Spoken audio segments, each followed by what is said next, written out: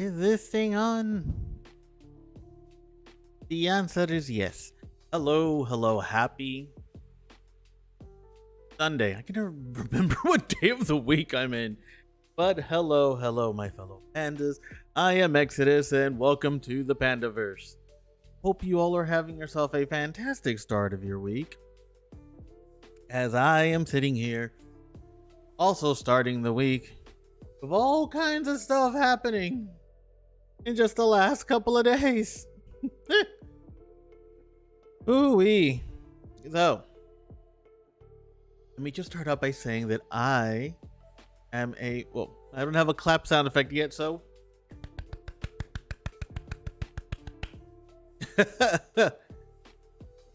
But, hiya, Chokonin. At him. Option from work. Today is my Friday. Oh, shit. Well, welcome home from work. And, happy, start of your weekend. Yes. So, I would like to start out the stream by saying that I am a full idiot. For two reasons, but the first one's at least funny. So, I am trying to kind of just have everything match, right? As far as branding is concerned. I'm working on that. Like, I like just putting the Pandaverse on the front, and I am just one of the many pandas in the Pandaverse named Exodus. That's what I'm going for. That's what I'm doing. So what happened was, I went to go change my name on TikTok. TikTok had Twitchy Panda, which I'm not saying that I'm not a Twitchy Panda, but you know, but but you know, I'm trying to keep everything kind of like locked in. So the goal was change my name to just Exodus. Just Exodus.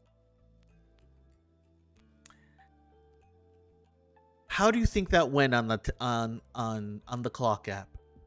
If you feel it went well, then you must be new here and welcome. Because this happened. It's coming out kind of blurry. Okay. So, this idea did not age. Oh, there it goes. That happened. Notice that there's a problem here.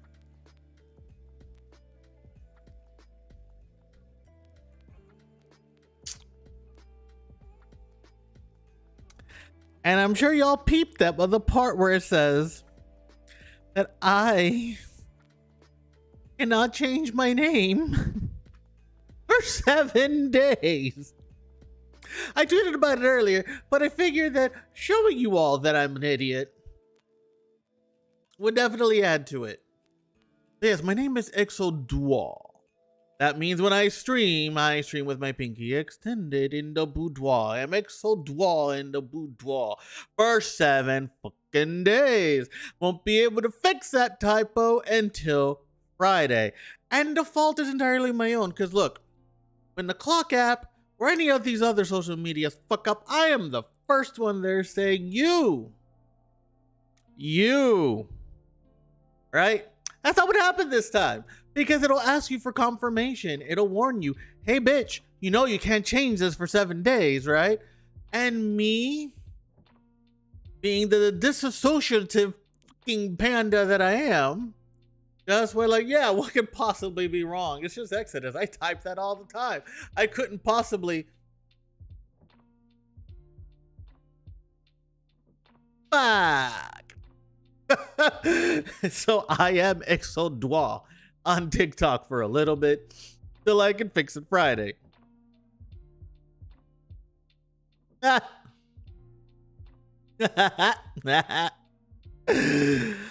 the pomegranate, beer, beef, and blue lotus. The party duos about. Duos abound?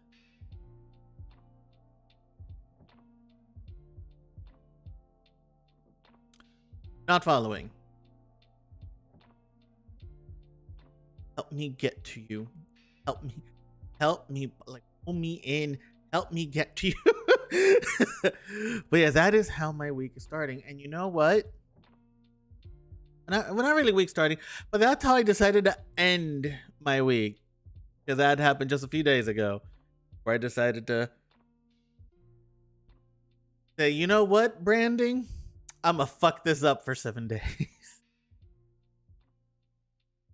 Oh my fuck. But that's just actually my first fuck up, because my second fuck up actually sends us right into gaming news. Let me start out, like, this is fucking amazing. The kind of pull that YouTube has.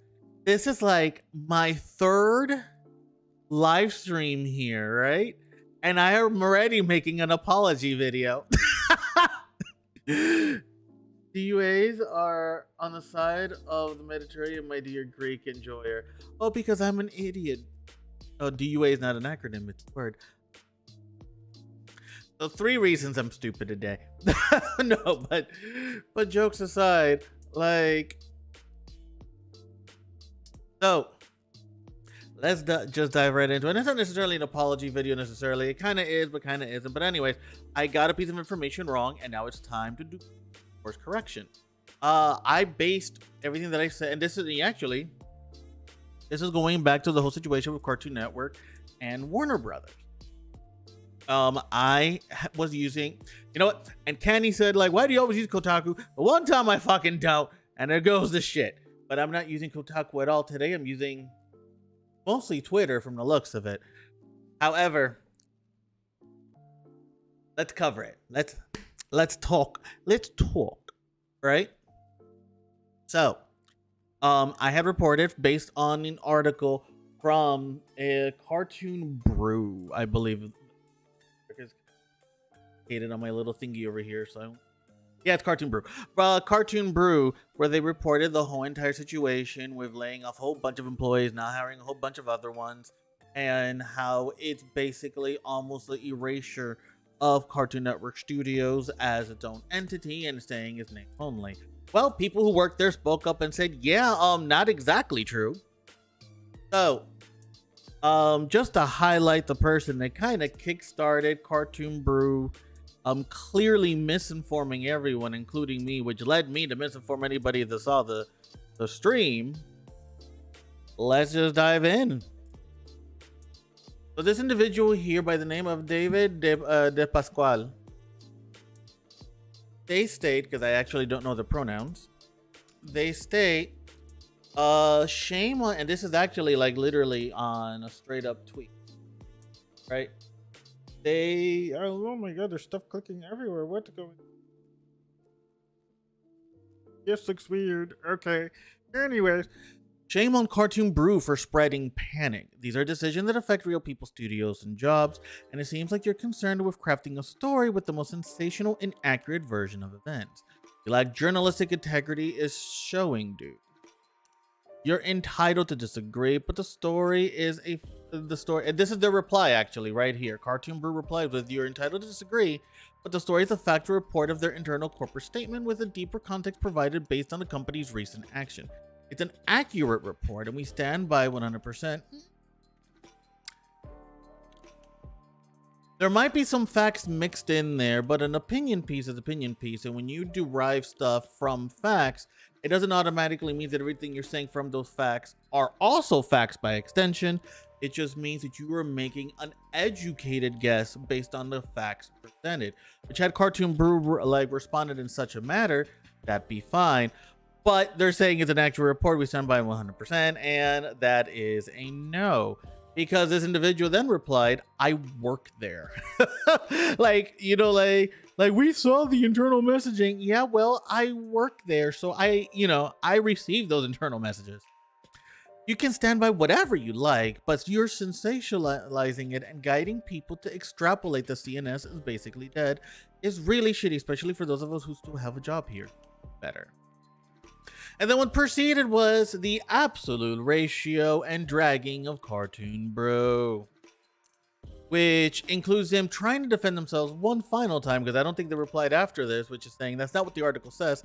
We discussed a Warner Brother Discovery strategic realignment of CNS, and I'll be honest, when I hear strategic realignment, I never think of it in a good light. Merging a studio's development and production team with a parent company is a move that will have far-reaching and long-lasting consequences. We, like you, are hoping it works out for everyone. And that's when they clapped back. CNS exists in name only, is what you said. Also, the less original shows, more reboots, is opposite of what the article said. CNS being Cartoon Network Studios equal original WB equal beloved IP. There's a right in the article if that's what you're going off of. Everyone focused on the layoff yesterday, and I missed a far bigger animation news. New Cartoon Network new studio has been operational folded up in the WB animation. Now CNS exists in name only. Here's what the realignment likely means. Thanks, Dave, for the clarity going on. Absolutely. David De Pasquale, thank you so much for chiming in, because I, amongst many, read the article and we quickly said, oh shit. Needless to say, Warner Brother currently does not have a good history, something that we'll cover in a few. Because who fucking do we ever have shit to cover today? So, for the most part, and I will give my 2 cents, my updated 2 cents. I am ecstatic that we still will have our Cartoon Network, despite all the company changes and everything. To be absolutely fair, I got to the same outlook when I originally read the article, because of how Warner Brothers have been treating all of their IPs across the board. Well, specifically the stuff that we love. Specifically the stuff that we love. A lot of the DC stuff went down the shitter. A lot of just general cartoons went down the shitter. Like, people literally having entire shows ripped out of HBO Max. We lost Batwoman or Batgirl. We lost Batgirl completely while still keeping the problematic Flash movie. There is a lot of shit that WB is doing at Warner Brothers Discovery is doing absolutely wrong. So hearing that they laid off a whole fuck ton of people and merged studios together is absolutely terrifying, turn of events. However, the fact that it's not as bad is fantastic. I hope it stays that way. Because again, Warner Bros. Discovery does not have the best history. I have no faith in them whatsoever. And fully stressing that we have our facts here, and I'm expressing an opinion. My opinion is the strategic anything. If it's true that what Cartoon Brew claims they read even actually exists, because let's call a duck here. Warner Brothers has me nervous. It's the best way to say it. Warner Brothers Discovery specifically has me nervous. With all the changes they're doing, at this point, it's not so much as just me trying to shit a Cartoon Network Studios whatsoever. It's the exact opposite. It is a fan who's absolutely afraid of losing a studio that has made so many just poor cartoon memories in this panda skull. So much love to David De Pasquale and everybody who still works at Cartoon Network Studios. I am eager to see you all create beloved new original IPs that will absolutely become a part of anyone's, those eyes look weird with the hat. That'll become easily part of anyone's core cartoon memory. I'm super ecstatic that they're here to stay at the moment. Again, shit can change because Warner Bros. Discovery is pretty much ran by conservative Republican trumpets at this point, right? And that is a topic that'll come up a little later. BTW, that's coming up later, but stay tuned for that. So I will end with Cartoon Brew's dragging of an incredible lack of journalistic integrity, because again, if you want to make an opinion piece article, just call it an opinion piece article. Like, separate the facts from conjecture. And that's perfectly fine because both can exist without both of them being conflated together. Which is the memo that whoever wrote that article and whoever is on the Cartoon Brew social media page right now absolutely missed. So I'll end that little segment with Cartoon Network themselves saying, y'all, we're not dead, we're just turning 30. So young. To our fans, we're not going anywhere. We have been and always will be your home for love, innovative cartoon. More to come. So that is great news to me. That is fantastic. That is awesome. May they never stop making new original stuff because a lot of their stuff is stuff that I like. So as one studio remains open and alive, another one shuts down again. And actually, before I do that, let me just share these tweets that we went through. I will share these in chat for everyone's reference. Because we cite our sources up in this bitch. Speaking of sources, this one comes from Variety.com. Hopefully they don't backstab me like Cartoon Brew did. I'll let you know in a couple of days.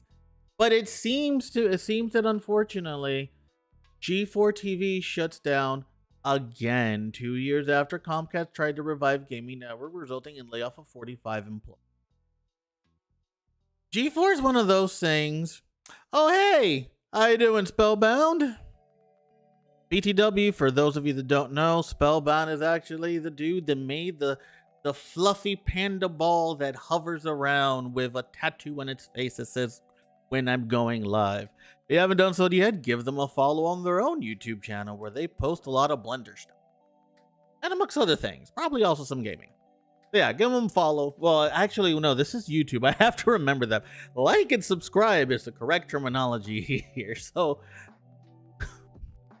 I have to make this joke. Go be subby for Spellbound. Go be his sub.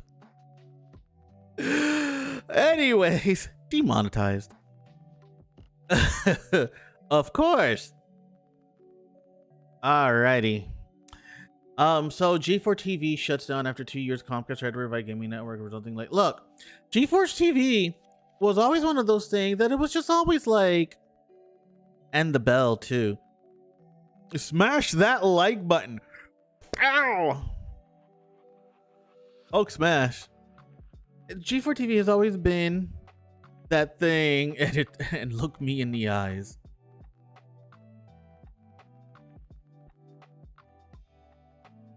I will get past the title of this article with my ADD. Just like, ooh, shiny.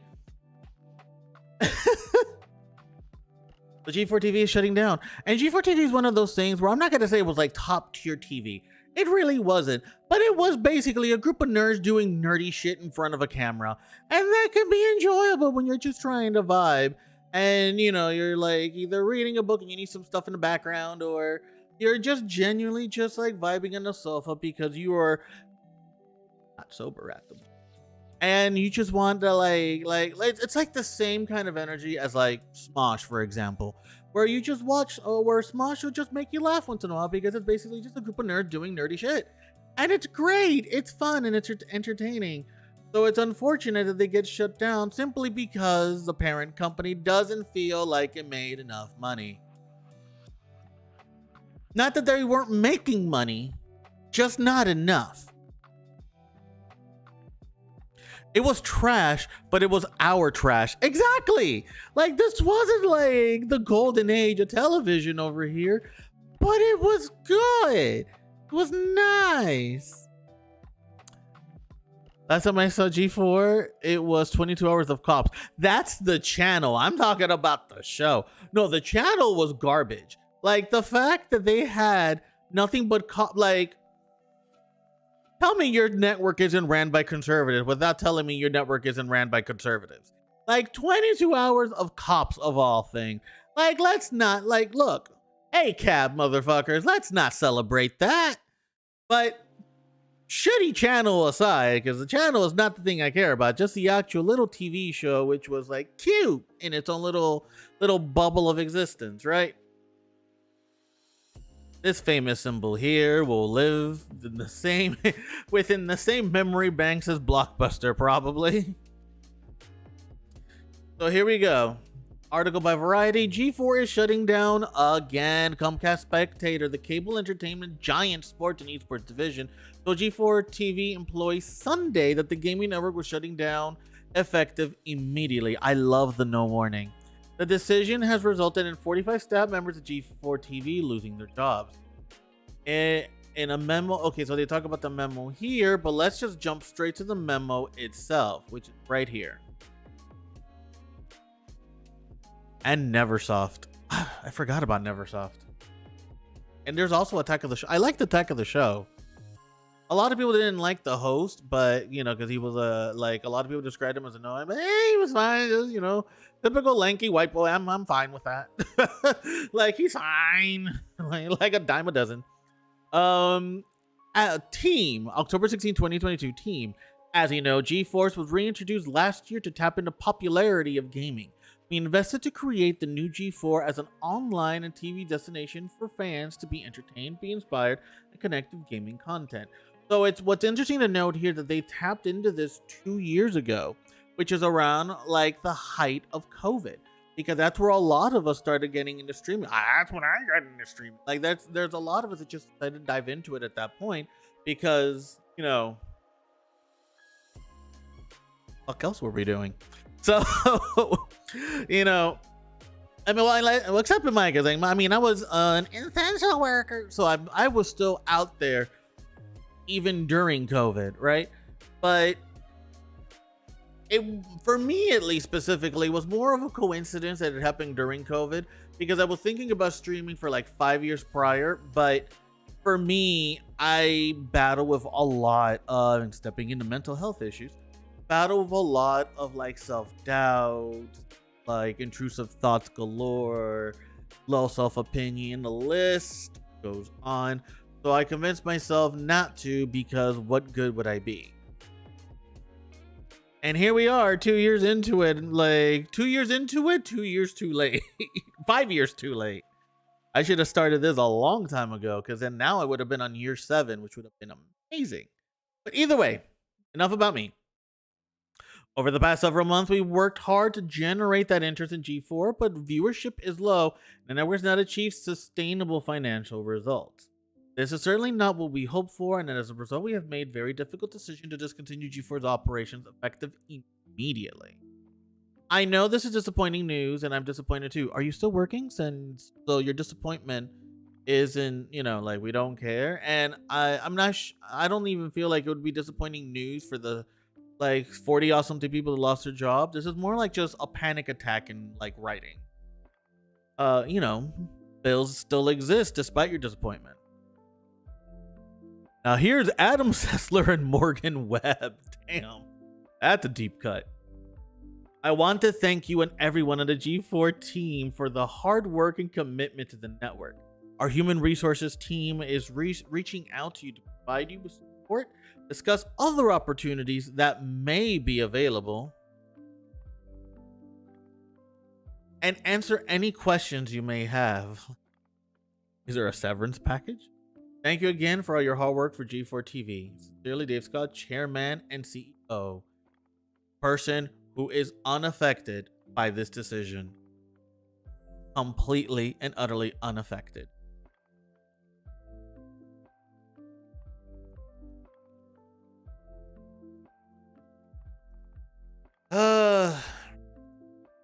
It's kind of a shame too, because again, like to quote Vestalin or Zuryuku at this point, they are a person of many names. Like, it was trash, but it was our trash. It was nice. And I think the issue is that they should have stuck with simplicity. And they didn't. They wanted to be a, like, I mean, like every fucking corporate giant. They overspend, they whoopsie, and then just wipe the board away and say, well, problem solved. We just won't spend it anymore. But the thing is that when it comes to resources and content, they don't look as people, they look at people as resources, as supplies, as things that can be bought, bartered, and sold, just like anything else inside inside of your cabinet. They are not alive, they're not human, they are just there, and you will continue to make millions or billions despite whatever the outcome and PR might be. That's the unfortunate reality. And in this particular case, we're talking about, unfortunately, 45 employees that got an email Sunday that basically told them you no longer have a source of income. I do hope you had a plan. HR will contact you to basically discuss what a plan B might look like. Some of you may still have a plan B within the company. The rest of you will explore other options. We'll help you, in this moment of basically just corporate fluff. This is why I have no faith in big companies whatsoever, at all. None. Zero. Because at the end of the day, we are nothing but another one cell in a giant ass Excel sheet. And they have no qualms hitting delete and moving on. This is why they get so mad when you tell the truth about why you're in an interview. Absolutely. Interviews are just, look, interviews are dumb. Let's get that out of the way. Because I'm gonna sit here, I'm gonna ask you for a resume, right? I'm gonna ask you for a list of people to recommend you for some odd reason, because I need to call random Joe Schmo people that you give me, in addition to your resume, right? I still am going to have you fill out this job application. It's going to ask all the questions that are answered by your resume. And then when I see you in person, I'm going to pop quiz you on your resume that you wrote.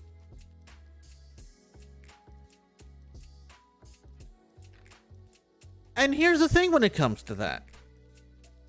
The issue is that the narrative is completely in reverse. It should not be a company being so gracious and so righteous and so honorable to give you the opportunity to work there, but you have to beg for it first.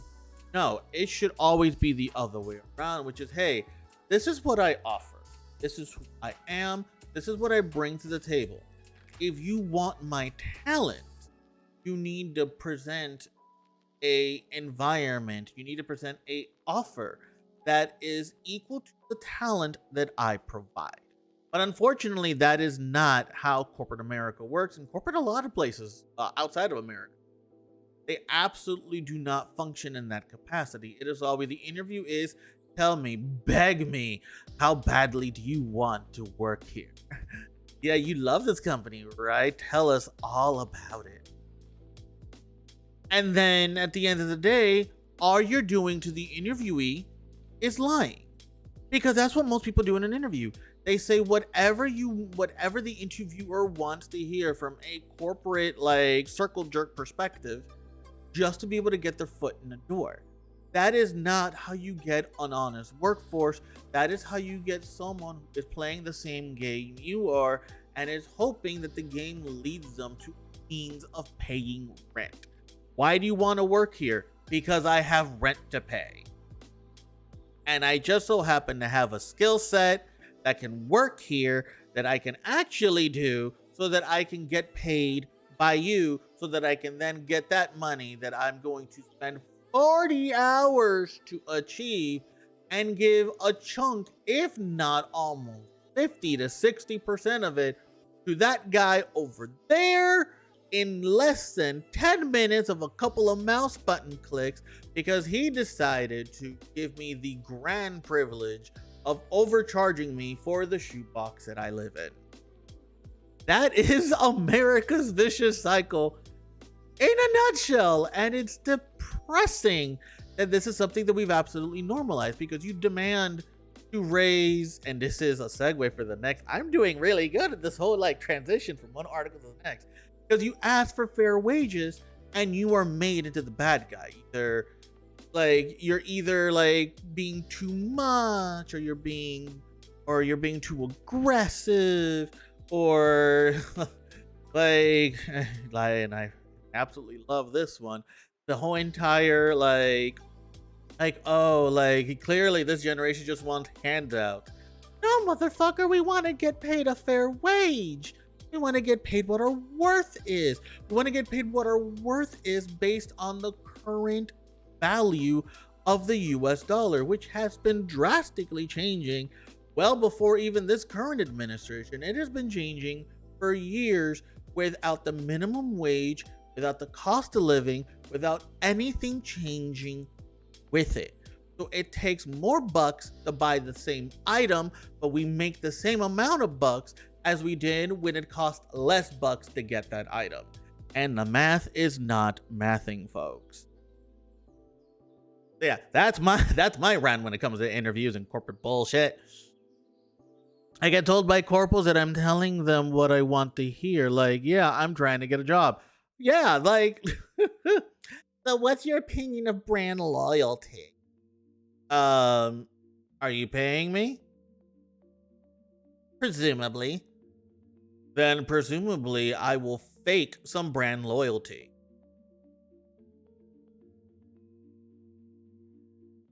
This is just in. Hideki Kamiya deleted his Twitter account after getting air juggled by angry Bayonetta fans. And that is a wonderful segue to our next article in regards to getting paid a fair wage. Miss Helena Taylor, the lovely, wonderful woman that gave us 2 amazing games of Bayonetta. This is the voice actress that plays Bayonetta in the game Bayonetta 1 and 2, but not the 3rd, and she discusses why. So here's a little shitty thing about being a voice actor.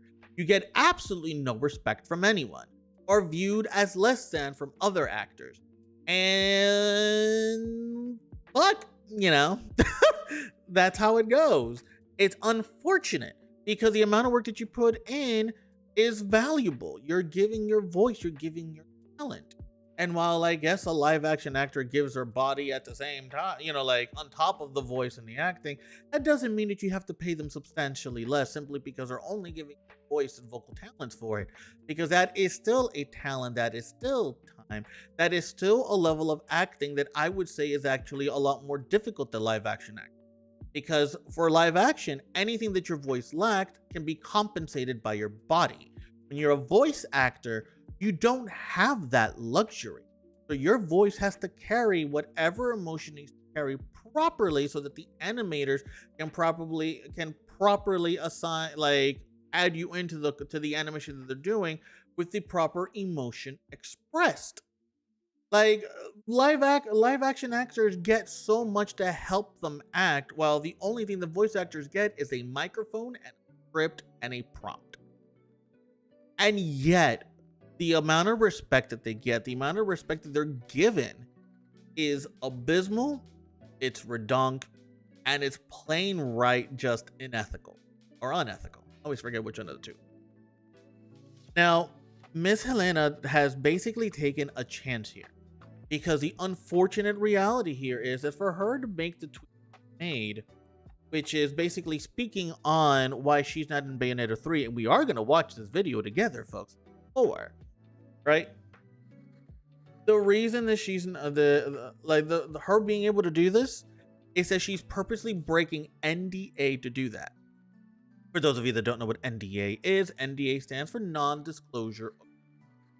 It is essentially a long contract that you kind of basically said, hey, no matter how badly we fuck you over, you're not allowed to talk about it.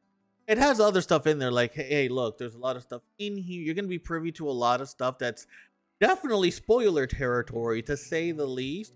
You can talk about that stuff, which that part makes sense. You know, that part makes sense. But it always also includes, you can't talk shit about us. And when it comes to voice acting in particular, more than likely, it's going to be a lot more difficult for her to get gigs because she spoke out on her. Everything sucks, y'all. Everything sucks. And it's interesting because I would love to do voiceover work because look, my physical body can only do so much. But I feel like I can carry a good role. verbally. You know, like I can play a little old lady if I need to. And you know, I got the range for it. But am I looking forward to being the scum of someone's shoe? No, I'm already one of those. I work in retail. So it's just, it is redonk. But you know what? I have said enough. Let me allow Miss Helena Taylor take the stage, and per video we'll stop a quick moment to kind of like discuss it.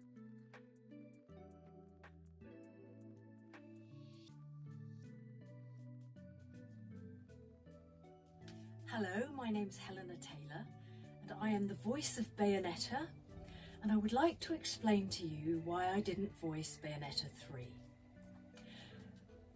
The Bayonetta franchise made an approximated $450 million. That's a fuck ton of money. Not including merchandise.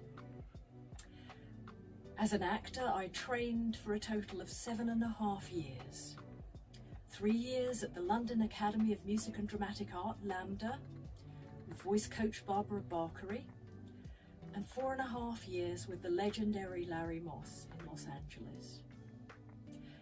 And what did they think this was worth? What did they offer to pay me? The final offer to do the whole game as a buyout, a flat rate, was $4,000 US. $4,000 bucks. This is an insult to me. The amount of time that I took to work on my talent and everything that I have given to this game and to the fans. I am asking the fans to boycott this game and instead spend the money that you would have spent on this game donating it to charity.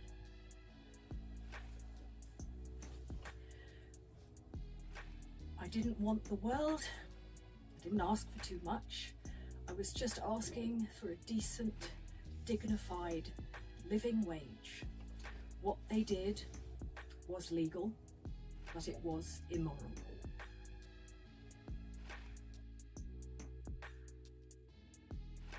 Seven years of work. Her resume is extensive. She is one of the main reasons Bayonetta is a series at all. Because let's face it, you can have a wonderful like main protagonist to a video game. What if they sound like this?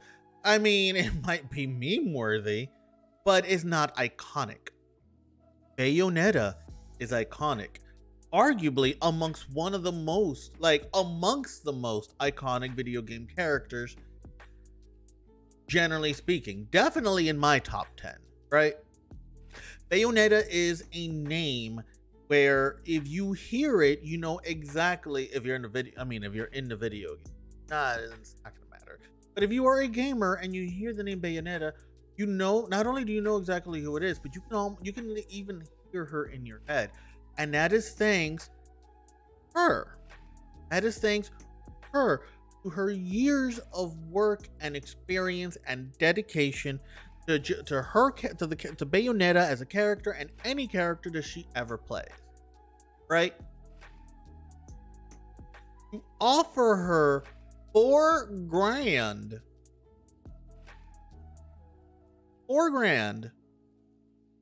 to voice not like an extra in the back and like in the back of the show or anything, or like a random like NPC number 435 whose only purpose is to make the player do an optional quest that involves getting his father's favorite pair of socks. Like no. She is the MC, main character. It's the main character for 2 Bayonetta games, not even 1. She was Bayonetta twice. And then Bayonetta 3 rolls around and they offer her $4,000. It's insulting. It's insulting to say the least, because if she's going to be working there for several hours a day doing takes and retakes, because again, as the main character of the game and an action game no less, you'll be doing a lot of voiceover work to compensate for basically being in just about every scene the game has, including everything that she says for combat. Whether it being like environmental stuff or, you know, like an enemy that she defeats or like at this point, video games do everything that they can to make the character you play seem alive by having all kinds of verbal triggers depending on anything that's happening in the current state of the game that you're playing at the time. So she would have had to voice all of that on top of the actual story of the game itself for $4,000.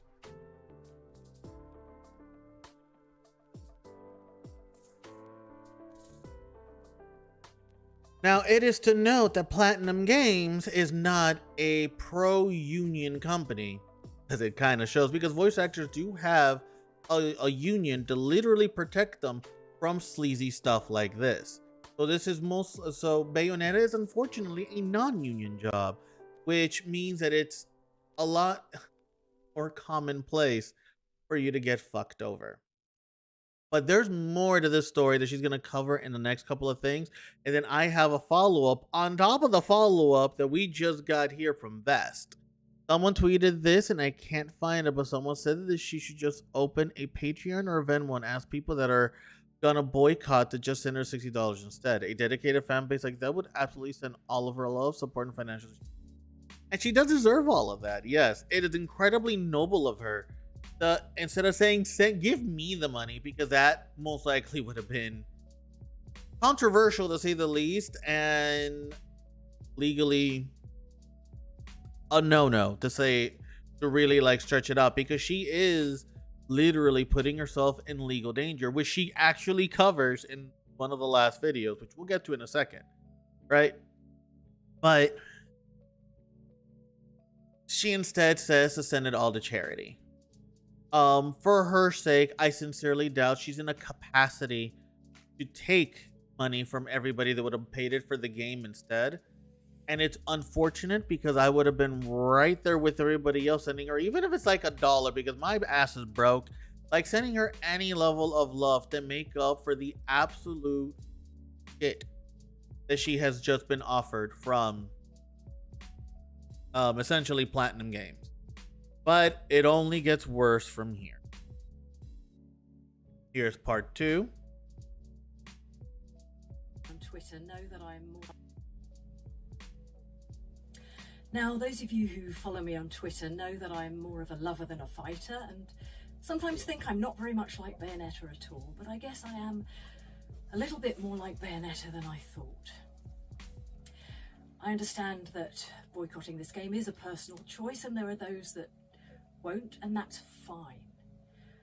But if you're someone who cares about people, who cares about the world around you, who cares about who gets hurt with these financial decisions, definitely all of us in the Panaverse.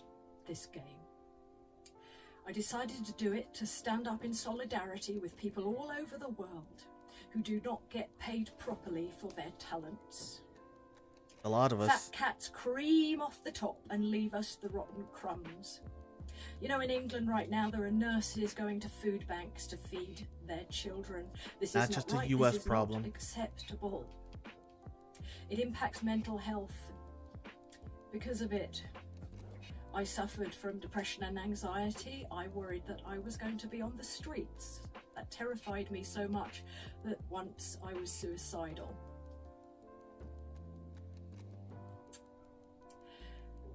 I am not afraid of the non-disclosure agreement. I can't even afford to run a car. What are they going to do? Take my clothes? Good luck to them. Bayonetta always stands up for those with less power and stands up for what is right. And in doing this, you stand with her.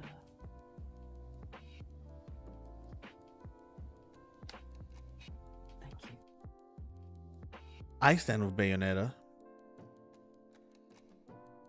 And she makes a very strong point, which is the stuff that I was talking about literally right before here. We are not getting paid what we're worth. And that's something that has been normalized throughout the years. It started with Gen Xers, where they started feeling it. Really boiled down to us millennials, and then has been normalized for Gen Zers and although Gen Zers are definitely the fighters that Bayonetta would absolutely approve of. It is unfortunate to hear shit like nurses going to food banks so they can feed their children. Nurses, you have to, the amount of time that you spend on the education, and well, and bringing into the US, the amount of money you have to spend for that educational, just to be making barely enough to get.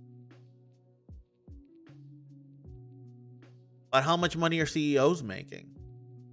How much of the inflation do they even feel?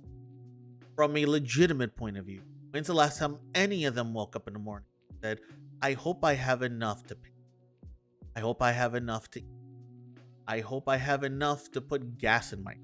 When's the last time any of them, do any of them even comprehend the thought? Because since generational wealth is just as real as generational trauma, pretty sure several of them literally do not understand the concept. That's why it's so easy for them to look at us very disconnected, idle, and all kinds of other nonsense. When we're anything but, we're just struggling, starving, sick, depressed, and desperate. And she continues on for part 3. For those of you who are interested, I'd like to go into a little more detail about the back and forth. The first thing was This is when it gets really fucky wucky. Required to audition again, because sometimes voices change with time. So I auditioned for the role and obviously passed with flying colours. Of course. They then Why wouldn't sent you? me an insulting offer. So I thought, you know what? I'm going to write to Hideki Kamiya.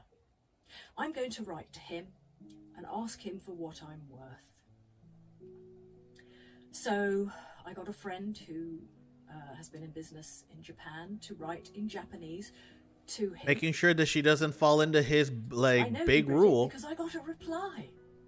I got a reply saying that he values greatly my contribution to the game and that the fans really want me to voice it over. And the memory of first meeting me as Bayonetta is a memory I hold dear. So I thought, great, thank God. That was when they offered me $4,000 US. Do you know, Platinum had the cheek to say that I was busy, that they couldn't make it work with Miss Taylor's schedule. Well, I had nothing but time. They now have a new girl voicing her over. And I love actors. I wish her all the joy in the world. I wish her all the jobs, but she has no right to say she is the voice of Bayonetta. I created that voice. She has no right to I'll talk about this in a second. Merchandise as Bayonetta. Any more than I have the right to sign as Eva Green, even though I was her parrot on the video game The Golden Compass. Going through so much anxiety right now. I'm like, it's painful to watch this. They'll probably try and do a spin-off with Jan. Don't buy that either.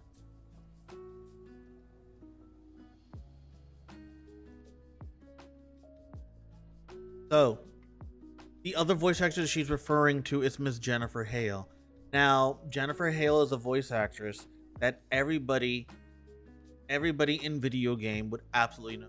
She's not just a voice actress, she's a prolific voice actress. She has done a large sum of roles, including Lightning from Final Fantasy XIV. 14, right? I mean, they did have a Final Fantasy 13 event years ago. But that's besides the point. Point is, she is a prolific voice actress. Lightning from Final Fantasy 13 played Femshep and Mass Effect. Shit. I think she's even been like monsters on fucking Power Rangers. Like she has an extensive resume. But and this is when it gets kind of fucky wucky. So Miss Jennifer Hale, she is a loud activist when it comes to folks in voiceover work being fairly. She's actually part of a voice acting union on top of that. And there's union rules that they have to follow and all that other stuff. What looks like happened here, because there is a little bit of a call out by Miss Helena here over Jennifer Hale, although she doesn't mention her by name, right? What it is worth the note here is that Miss Hale probably had no fucking idea what happened prior to this, because just like they told all of us that Helena couldn't make it due to scheduling conflicts, which if you think about it, we hear that often when it comes to repeat roles and why they didn't come back, and they always, whether it be movie, video games, or what have you, always say scheduling conflicts. And is it though? Is it? I mean, is it? You know? So I bet you anything, and this is all just conjecture. This is all me assuming, right? Miss Jennifer Hale, especially as how loud she is about making sure this doesn't happen, how against stuff like this happening she is. They basically gave her an offer. They basically gave her an offer and said, oh yeah, Miss Helena couldn't do the role because of scheduling conflict. And she said, I mean, it's Bayo fucking Netta. So she's like, fuck yeah, man. Having no idea how badly this went over. And the best part is, because she hasn't been able to say anything on her Twitter regarding this, but look at Miss Jennifer Hale's likes.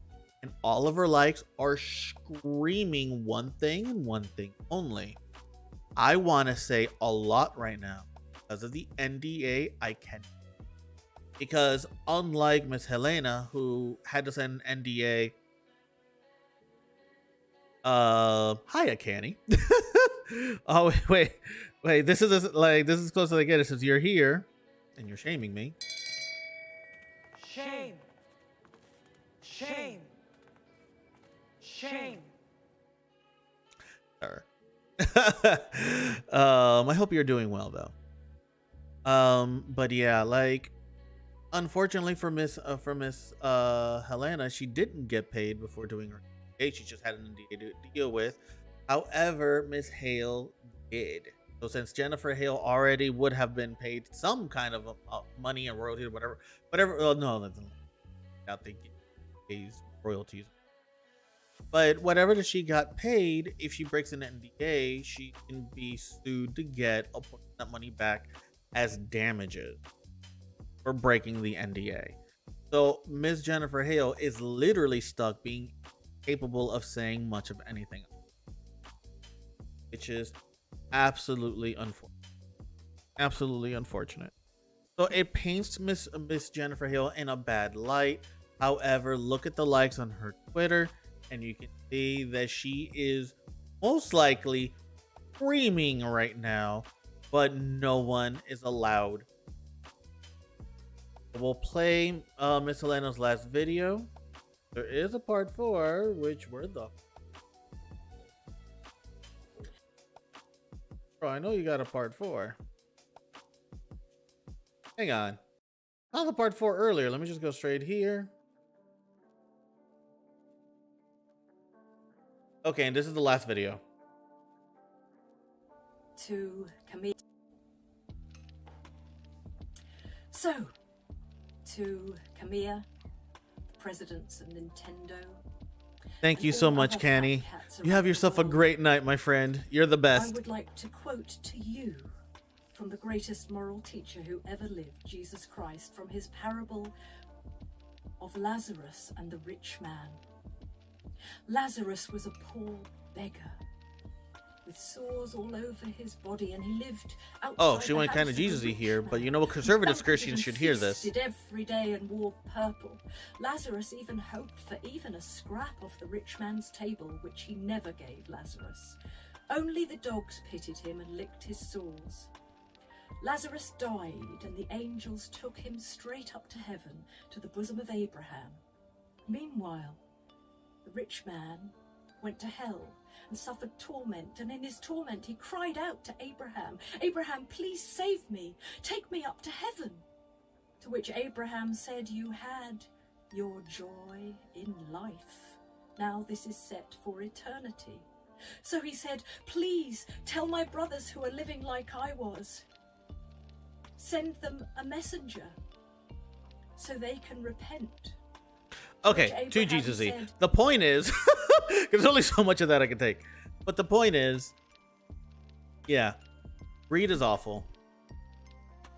And Helena should have been paid what her value is. What makes this worse? What makes this worse is Mr. Hideki Kamiya. Hideki Kamiya goes on to say, and I can't really show it now because he deleted his Twitter. Because, you know, that's what hetero cis men do whenever they have to face any level of accountability, right? Delete the socials. Can't get to me if I can't read it. So he has this little rule on his Twitter, which is like, it was memeable before, of him just blocking people for not speaking Japanese or just disagreeing with them or anything silly. Like, it was a memeable thing. Yeah, it was cute. But now she straight up called him out for accountability. His response to that was, first, all of, you know, basically saying that this information is fabricated and wrong, but then reminded everybody in caps about his rule. Banned so many people, or blocked so many people from his Twitter at such a velocity that his Twitter at one point was flagged as possibly being a bot. And now he could delete his Twitter entirely because, I guess, being dragged by literally everyone with a heart for Bayonetta and for this poor woman, and voice actors everywhere that are getting fucked over. The dragging was too much, and he decided, I mean, he's fine. He's still going to have his fat check, you know, while looking at her, a person responsible for that fat check, and saying, you get less than 0.01%. If y'all ever had to ask yourself if trickle-down economics works, globally speaking, the answer is no. So, our last conversation for today is again, another company being fucky wucky, but this one is in this world right here, in the YouTube lands, in the social media and everything, content creators. So y'all know Rooster Teeth, right?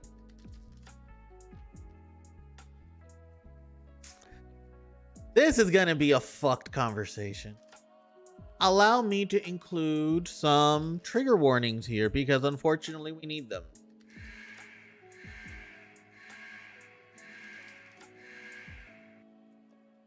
Trigger warning. Transphobia. Yeah, it's that kind of conversation today. So this is Hayden Jensen. Hayden Jensen goes by she, they pronouns.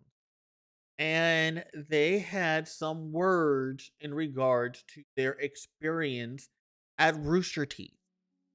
Now, they've been working at Rooster Teeth for a very, very long time, in charge of a lot of editing, and at one point even being in the videos, at least on the early stage. And then, hell, I'll let them tell their own tale. Let me go ahead and post this here.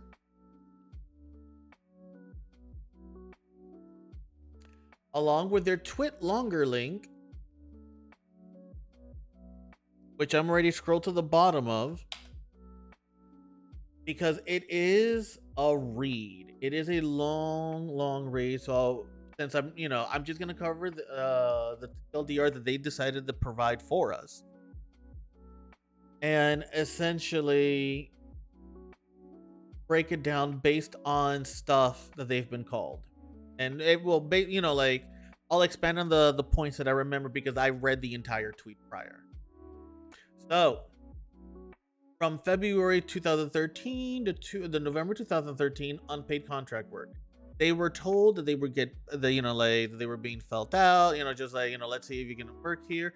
They were also told they would get paid for that work. The money never arrived, and when they asked about it, the reply that she got was along the lines of, like, you're still worried about that? It's not that big of a deal. I never got fucking paid. There was a nickname for this person on air, which was Fugs. And to this day, there are still videos on Rooster Teeth right now where they're actively being called Fugs.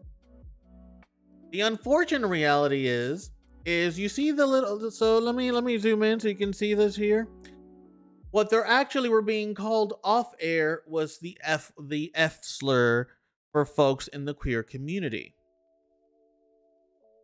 And since they couldn't use that same terminology on air, the nickname Fugs arrived instead. So any video that you see from that era where they're actively being called Fugs on air, that is what they're being called. A whole slew of people was calling them that on the regular off air. And as it says here, reported to HR, nothing was done. 2013 Christmas bonus was $100. $100. Longtime members has approved of said bonus. Basically saying, why should they get a bonus? Got here. $100, and you feel they don't even deserve it. 14-hour work days, rush orders for the same day or next day videos. Anytime I brought up mistreatment or that making fun of people in content only encourages the community to hate us regarding the queer community, I was waved away saying it's just a joke. Ignore the comment.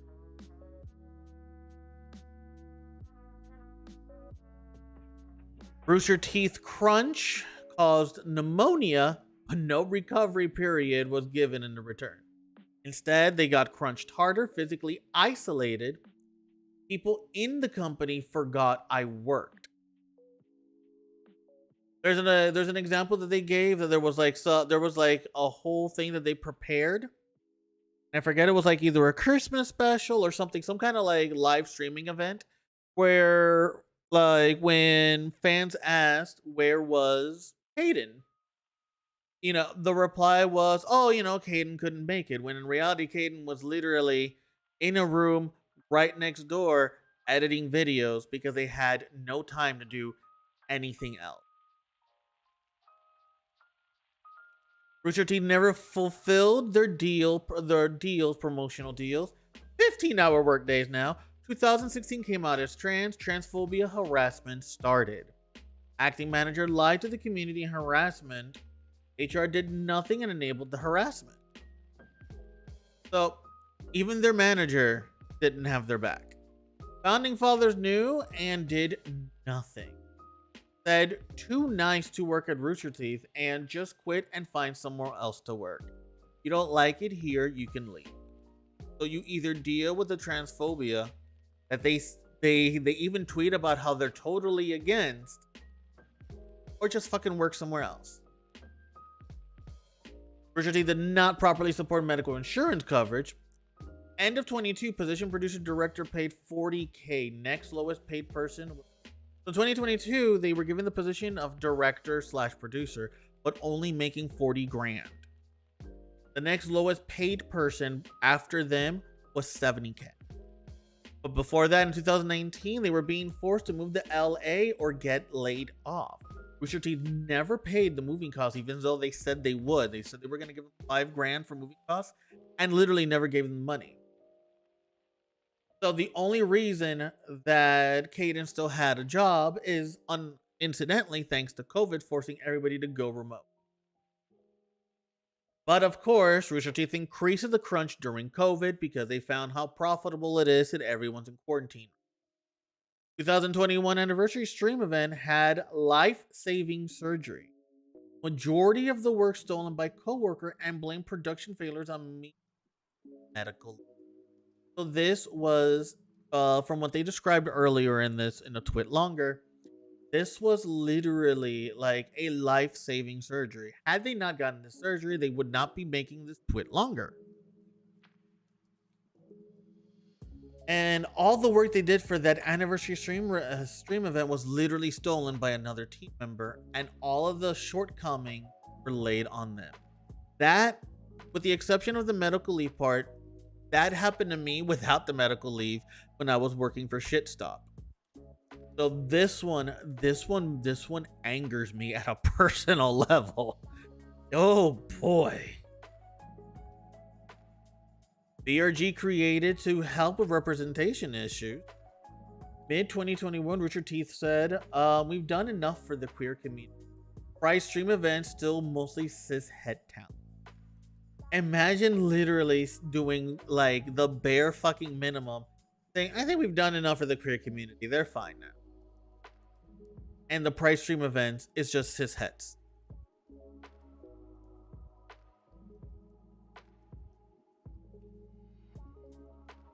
Allies, am I right? Mistreatment of minorities in Rooster Teeth ignored the companies going through a lot right now. Just unpaid for voiceover work during tenure at Rooster Teeth. May Marigold and Ruby Fairy Tales. Handful of good people, horrible company. And it only gets worse on the follow-up tweet. Everyone who raised their concerns about GL, which is Genlock, a little animated series that they have their season 2, and were shocked by the content because the content, I haven't seen season 2's content, but the general vibe here is that it is problematic as fuck. Problematic as fuck towards the queer community specifically. Rooster Teeth knew, and here they are. Oh no. We know who these two are. HBO Max knew, and Warner Brothers knew. I met with everyone so many times about how harmful it would be to the queer community. I was told controversy is good.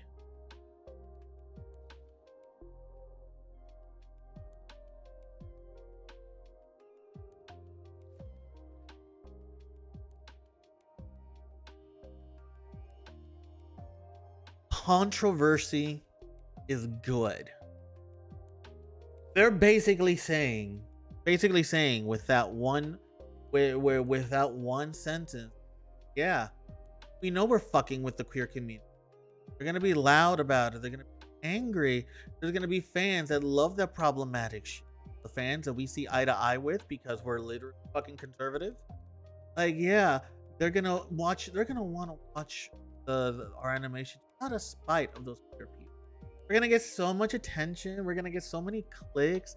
People are just gonna watch just to be able to figure out if it's true, if it's controversial, or are we just reacting.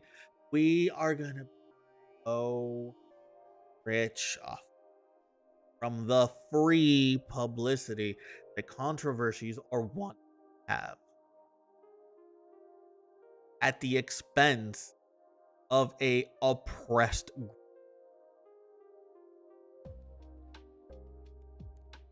You can't make this shit up. It is, to say that it's scummy is not enough. To say that it's evil is almost like comedic. It doesn't give me the same impact. It is just, I don't even know a word for it, to be honest with you. It reeks of privilege and entitlement. It reeks of everything that is burning this country to the ground unless you are his head person, right? Like, it is everything that forces so many of us to go into the closet and never come. It is the leading cause of self-harm. It is a leading cause of all kinds of things. The leading cause of unaliving. It's a leading cause of the entire queer community. It's a leading cause of the BIPOC community, because I'm pretty sure that these same individuals shit on that BIPOC community well, just as the actor that played Cyborg for Justice League. He tried to call that shit out and instead got fired. Meanwhile, The Flash is literally a public menace, and their movie is fine.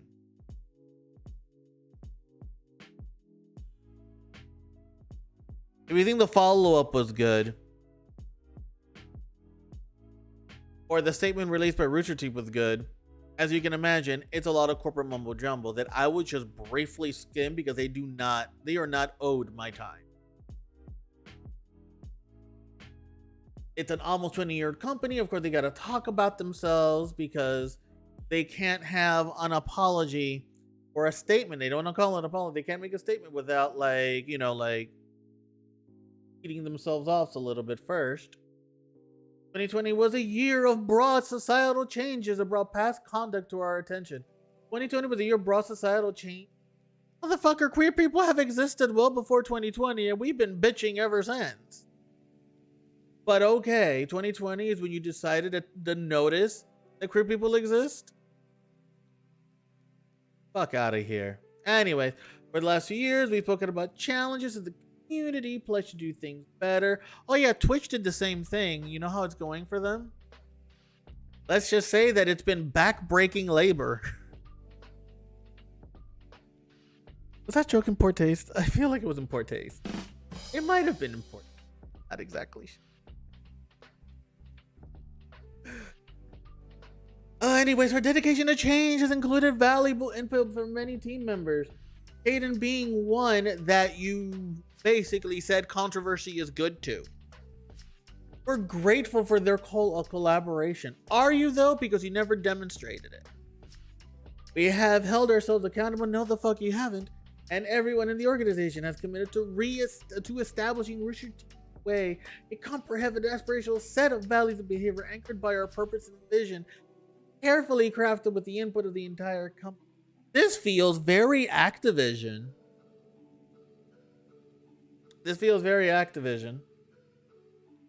Blase. Acknowledging employee turnover, and I'm going to highlight that in a hot second. We are not immune to the disruptive forces that affect every business and workplace today. Like many other companies, we're experiencing people leaving to different career paths and opportunities. Others are making bigger life changes. They're leaving a toxic work environment. I don't have a necessity to leave a company that's treating me right, or paying me right, or treating me like a person. And if for any reason not to leave, because I don't think I'll get that anywhere else. If I'm getting those things, if I'm fulfilled financially, fulfilled emotionally, fulfilled even physically. No, that's not what I mean. I don't mean it like that. I don't mean it like that. But don't think that, right?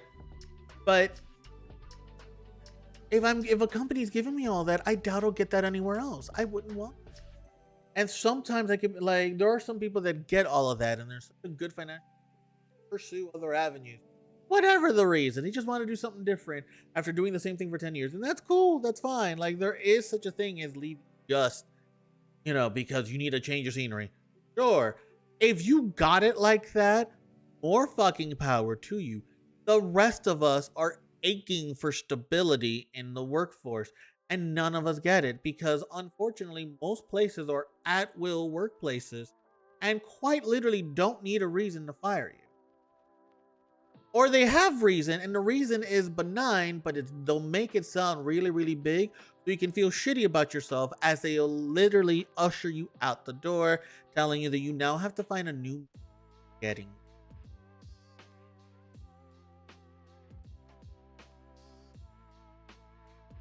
Openness and transparency are critical to our growth and dedication to doing better. We cannot imagine this isn't easy for anyone in our community to be reading. And there's a lot of people in your literally don't give a fuck because those are that you. We genuinely believe in progress our team has made over the past 2 years of this how many year old company, and stand by our words and our action pointing to the work we've done. Continue to acknowledge past transgression through work, though the work is not done. As we mature in our 20th year, we will continue to move forward together as a passionate creator. And this is like the emptiest load of malarkey that we just come to expect from any company held accountable for anything, because they don't want to admit to anything, because then they're liable to. They just give you nothing. My reaction completely. Yes. Just no. Kick. No. Kick. But it even gets wackier. It gets wackier because the thing is, right now, Rooster Teeth is trending, and there's like a few other employees who have also posted their own tweet longers, and all of them are expressing similar circumstances of it being just a hellish place to work at. People on Reddit or former employees are posting on Reddit of their experiences. On the Rooster Teeth Reddit, it is turning to quite the shitstorm of Activision proportions. Of Activision level of proportions. And Mr. J. Ramsey, who, describing himself, is a producer and personality and co-founder of Rooster Teeth, creator of Achievement Hunt, who was already in a shitstorm for having reducing one of their like longtime employees to just like this, like dissolving their like position into just like this little part-time gig instead. Yeah, no, like Achievement Hunt was already under fire, and now this man decides to put this here. I know this is arriving later than it should, and I apologize for that. I had surgery earlier today. Oh yeah, Caden had surgery too. Do you remember that?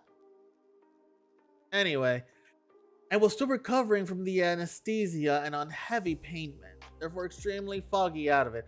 I had to wait until I had my full mental faculties.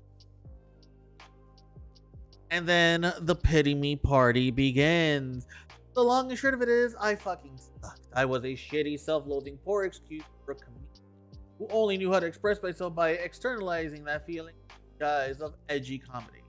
Pathetic. I should have known better at the time, and honestly, I probably did. You chose to. That is in no way meant to serve as an excuse, and I'm certainly not trying to give. That's great, dude. You're really good at making this about you. We got it. Yeah, we were really shitty. You don't need to establish the obvious. Achievement Hunter was again. If I remember right, Achievement Hunter was literally, as the name implies, you know how like Xbox has achievements? Yeah, it's getting those achievements.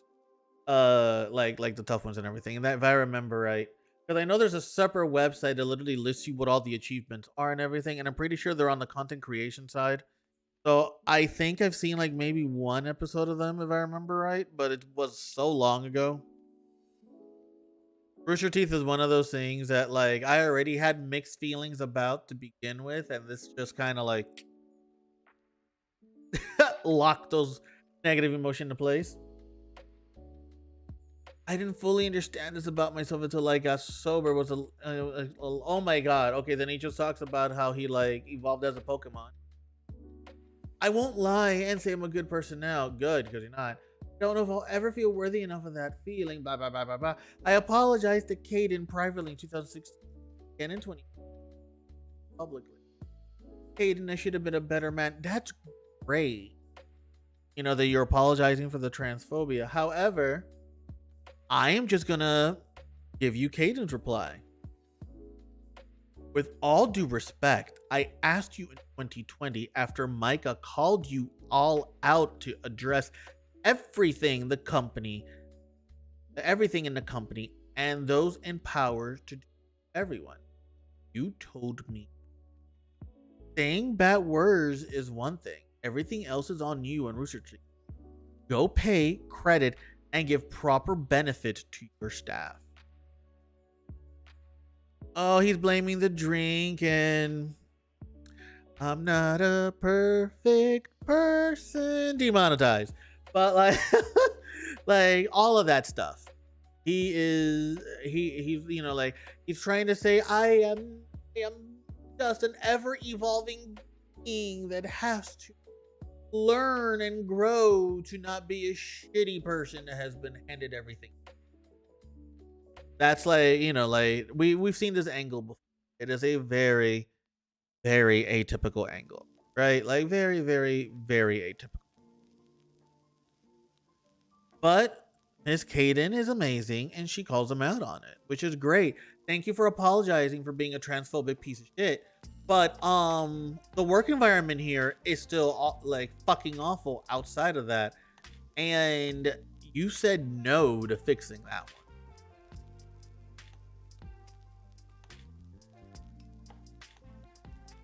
It do, Rooster Teeth?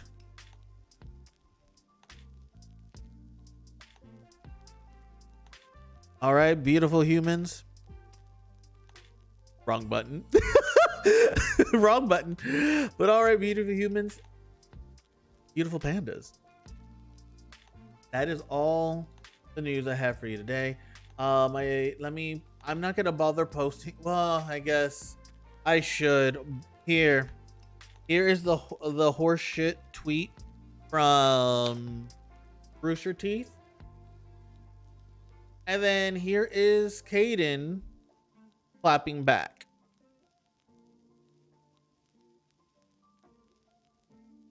And with that said, it is time to do some gaming. So today I had actually planned out to just do some Final Fantasy XIV. Because as much as I talk about 14 and, and enjoy it and everything, I don't play it on stream as often as one would imagine. And the best part about this is that I prepared poorly for this game today. Because I completely forgot, because again, new setup and everything, right? I completely forgot that I didn't set up stream OBS. I was about to say I'm fucking like whatever. Anyways, I didn't set up my OBS with Final Fantasy XIV in mind. So I'm gonna do that a little bit on the fly here. Quick second.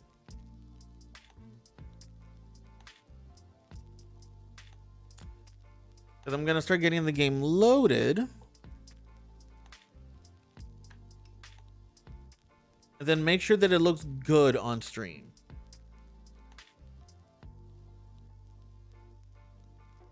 I have no idea what you're referring to because I use no such thing. I can help you with that whenever you want. Oh, no, I know how to set it up. It was just I forgot to do that because I'm, smart.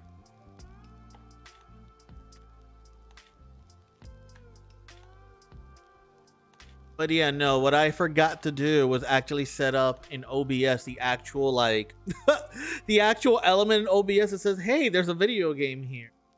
And also, I usually have the chat blocked out, and I don't have that set up either. So I just need a quick second so I can do both. Because I am a smart individual. In my defense, to be fair, I am dumb. No, but I'm so used to it already being set up that I didn't it didn't even dawn on me that it's not set up. What the? Oh, whoops! I put in the wrong password. Let's try this again. I'm on a roll today.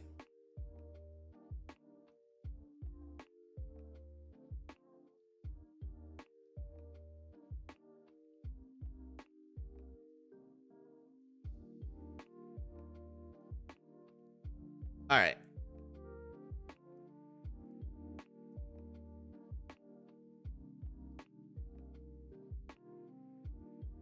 It might be a little loud too. Let me just actually mute this here. And actually, I got to mute the music anyway. More than likely, it's going to be loud and it'll give me a chance to set everything up.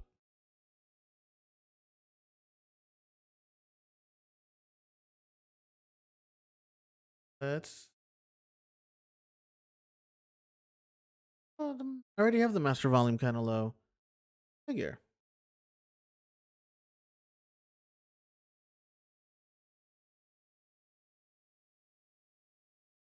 All right.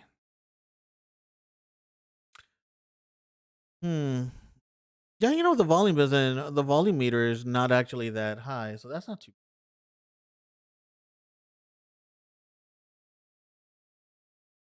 What I do gotta set up, I have to wait for the game to load.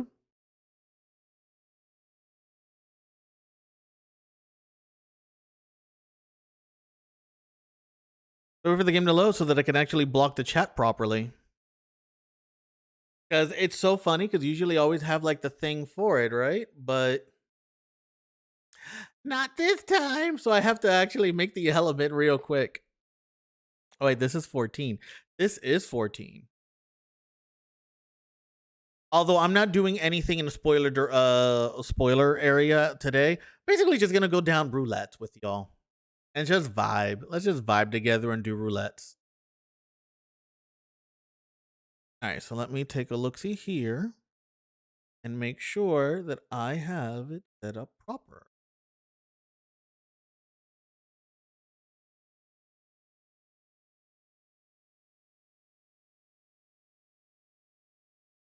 Couldn't get a house in Shirogane. Alright.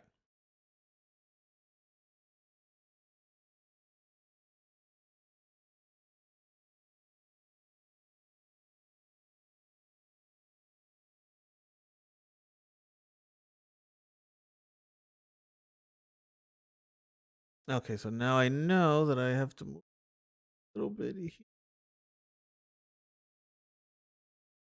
Good stuff. And now, okay, time to get my phone. If you are joining for some roulettes, that would be fantastico. And now what we're gonna do is create an image.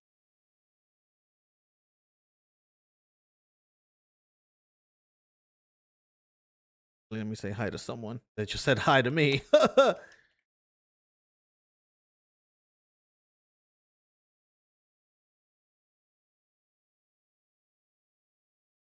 And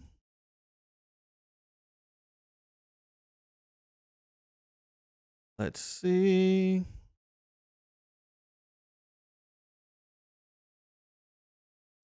Actually, what I could do, that's going to be perfect. I'm going to make use of this image here.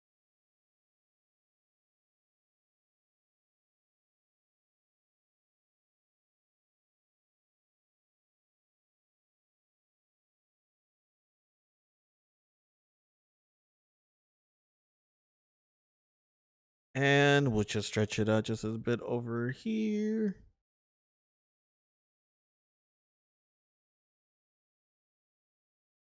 Bam. Who is awesome? This guy right here. Okay. So now you just turn off studio mode. And we should be able. Aha.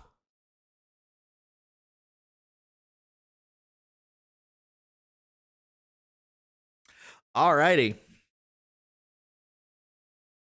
We're all about designs here. I'll make it prettier in a little bit because I'm pretty sure that my little boxing is gonna work right. Let me see the little one. I mean, sort of. But at any rate, here we are.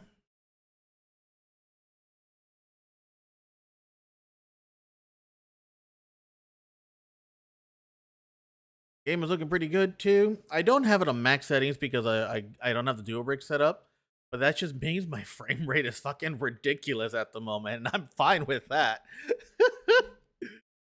Alrighty. But the most important thing is that it's coming through on the stream, which is always my concern because 14 is the kind of game that can be a little on the fucky wucky side when it comes. Let's just make sure here everything looks good. Everything looks bueno. All right. So the last thing I did in Final Fantasy XIV was actually get my summoner up to level 90. See here, I am a what? The end. But yeah, but actually I got this book here. Oh, I did meld it. Okay, cool. I didn't remember if I did that or not. So as I mentioned here, let me see actually.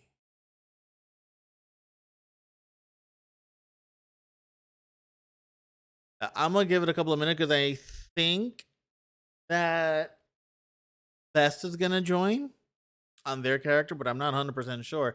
And if not, then we'll start diving in on some of these roulettes. I have a whole list of quests I gotta do too. I've been working on Hildebrand since Hildebrand is going to that a little covered. Since Hildebrand is going to be our source of weapons soon. I've been working on that, trying to get that out the way.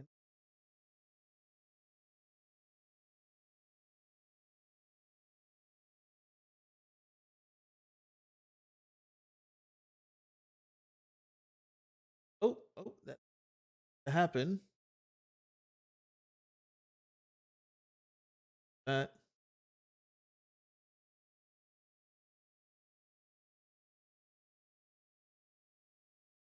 there we go. It's the little thing. It's the little thing. All right. Live editing.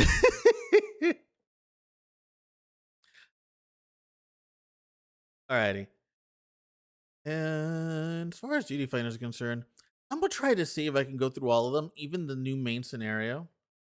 Apparently, tanks are incredibly in need right now. I don't think I'm gonna do front lines because even though it's a good source of like XP, I I just don't want to. Like I'm like no offense to anybody who enjoys PvP in 14, and that is perfectly fine and acceptable. Like you do you, boo. But not it for me. There they are. Joining in for roulette. Most likely the answer is yes. But I want to get that confirmation before I. And while I'm here, let me. You know what I'm going to probably do for leveling? I'm going to work on my white mage. I'm going to work on my white mage.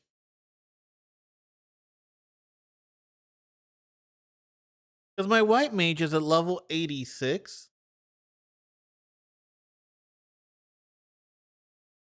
I think I got some of my macros done, right? Yeah, I think let me see, because I'm a macro whore. I know a lot of people are just like, macros are not that good because shut up. Macros are fine. Macros are perfectly fine. And especially me being a gamepad user, macros are essential. You just have to know how to use them right. And believe me when I tell you, I have extensive macro. Oh, this one I actually like got off of the internet thanks to Chokunin back here.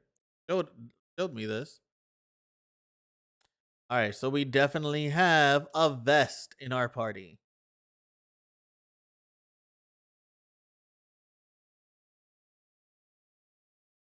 All right, let me just let them know that I'm going healer for the XP roulettes. Trying to get White Mage to 90 because I'm not sure if they're listening to me or if they're on Discord with other people. Not entirely sure. That's perfect. Fine. So let's do a ready check. And they are going tank. Perfect. The perfect duel. That means we're not gonna wait very long. And and they get the benefit of the tanking bonus for this one. Damn, that's quick.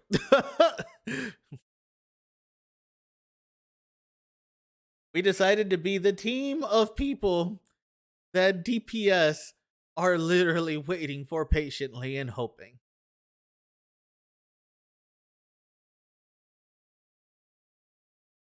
He'd say hello because you always want to be polite.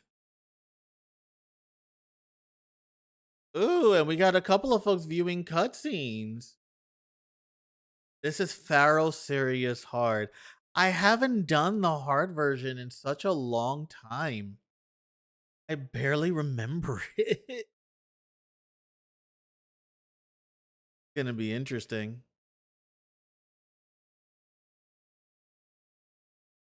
What do I even have at this level? Oh, I have Tetra. Okay, that's good. So I have Tetragrammaton. I have a C's, so that's good as well. Still don't have any Lily stuff. Good whore, you good? I hope their computer didn't explode.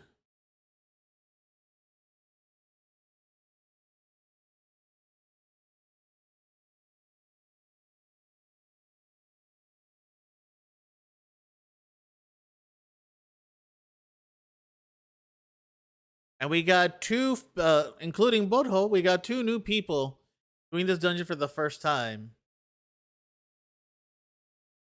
So it is my job to keep these wonderful human beings alive. Just happy I have Tetra.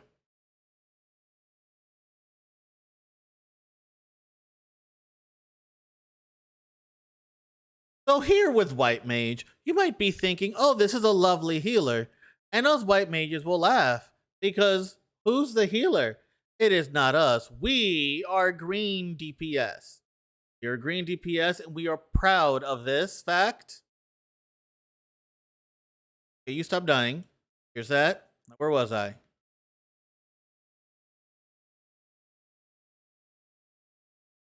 On occasion, you may, once in a while, experience a heal. Good for you if you do experience such a sensation while I'm DPSing. Understand you are not the priority.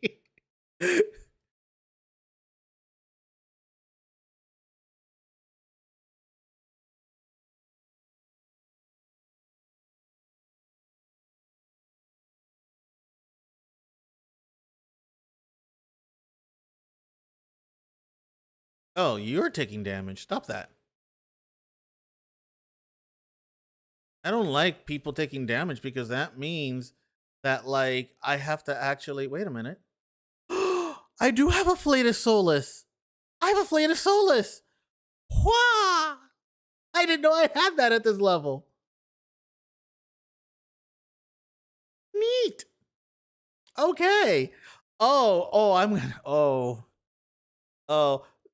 That makes my job so much easier.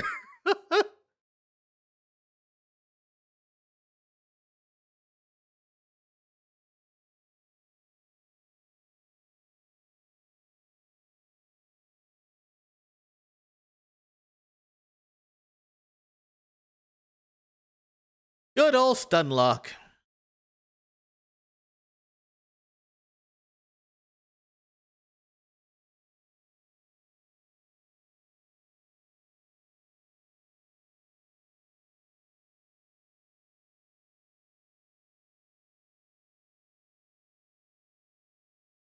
We got to go down the hole.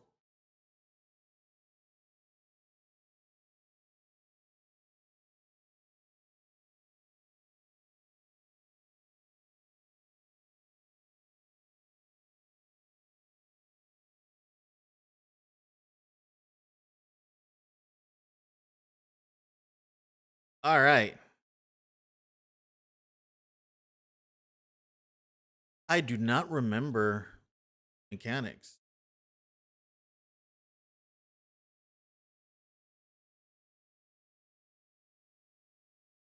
Like at all. Oh, wait a minute. Yeah, you have to drag. If you're tethered, you have to drag it to one of the birds. If not, the thing spawns. If I remember right. Yeah, that's what this mechanic was. You have to drag it to the birds.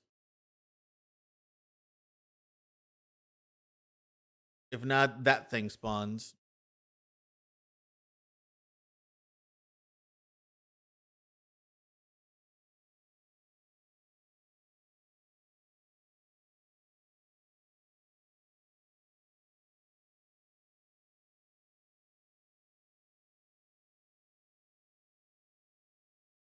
Are y'all watching my stream? You should be able to hear me say what the mechanics are. Oh, shit.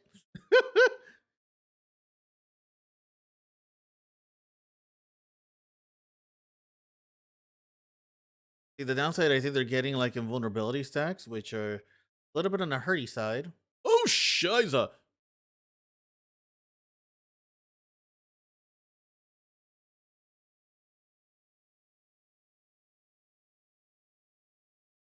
Fortunately, we got corruptions everywhere. Ah.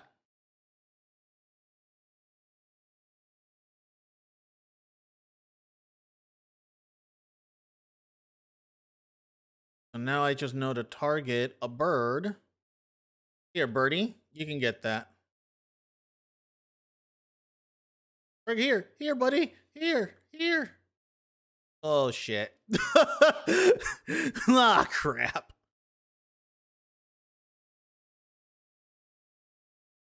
Okay, so let's this. You get that. The rest of you get this. I'm gonna highlight myself and bubble because I just realized I have that.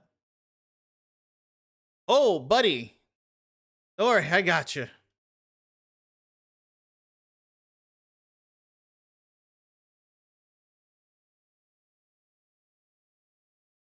Fortunately, I can't stun lock them, but I can hurty them. Oof. All right, I got you.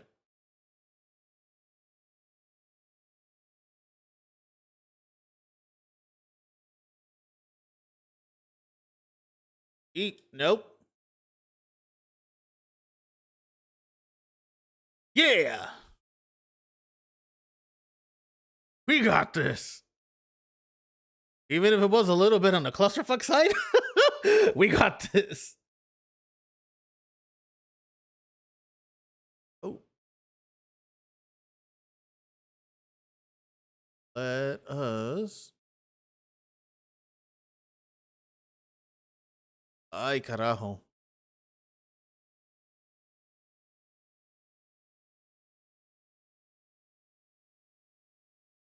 There's a lag between me hearing you on stream and you saying something. Oh, yeah, because I'm like super behind you.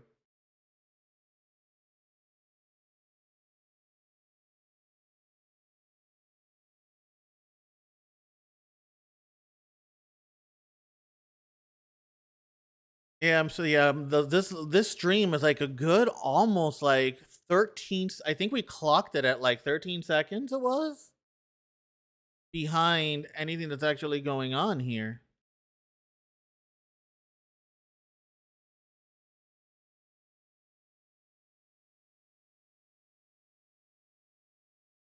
Oh.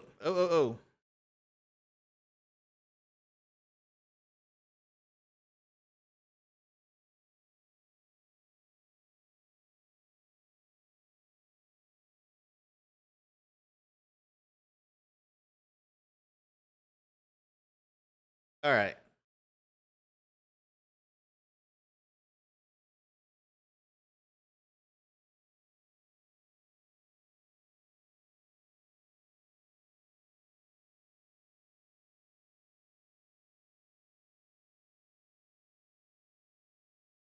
All right, but since you are hearing me just like super delayed though, unfortunately. Whenever you have a oh shit, I did the heal on the wrong person. whenever you get a chance, if you are comfortable hopping on stream, we can do Discord. You can just join me. It'll be easier for us to, like, you know, commingle and coexist.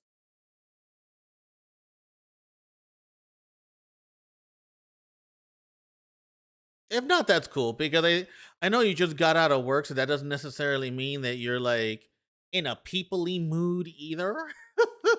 So that's very much understandable.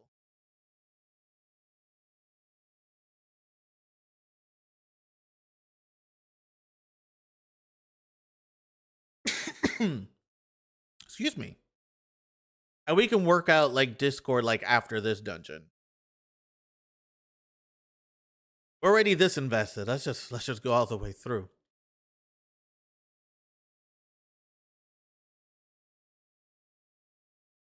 All right, so let's get rid of this thing here.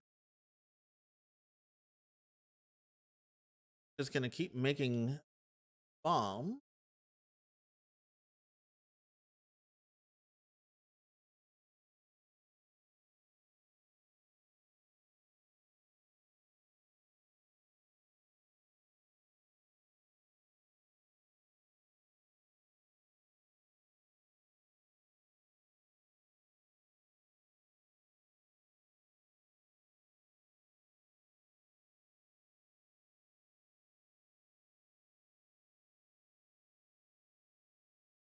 All right.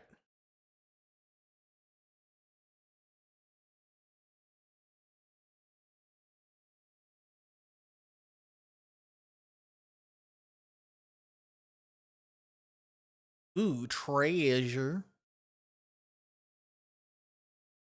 Just a lot of stuff I have no interest in, like, like lotting in or anything. Oh my god, I have to remember to actually have them targeted.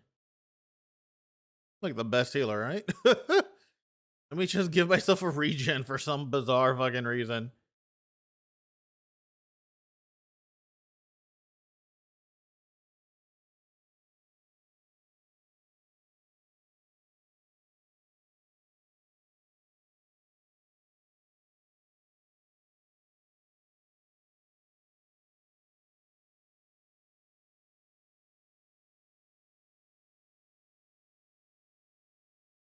There we go. A key. May your heart be your guiding key. What was your gimmick? I don't remember what your gimmick was. I don't remember what his gimmick is. Fuck it. May the force be with us all.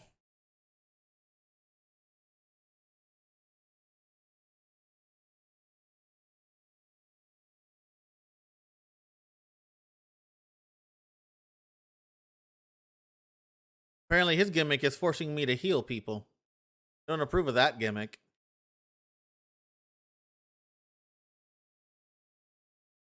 What the hell is this? Why is it on me? Gross. It was gooey. I don't appreciate that.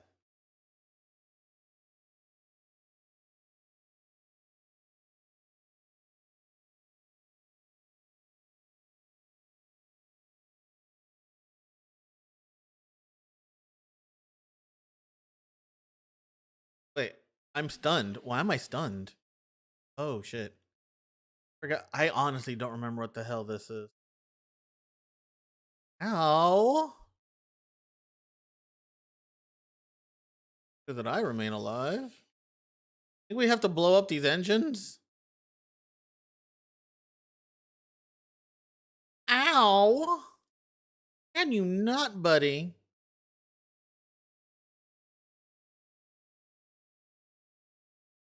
Rude.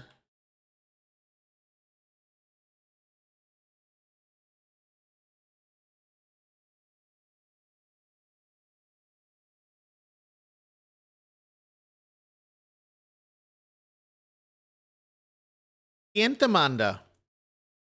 Thank you. Now this shit again. Ow, why am I stunned? I don't approve of this. Oh, shit.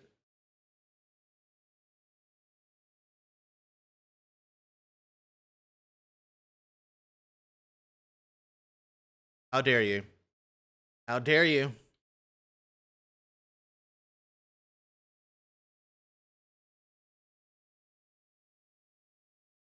You son of a bitch. All right.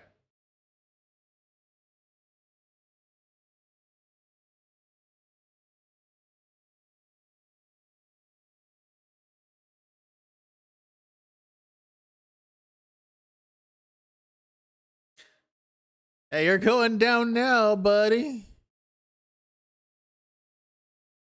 There we go. Let's go.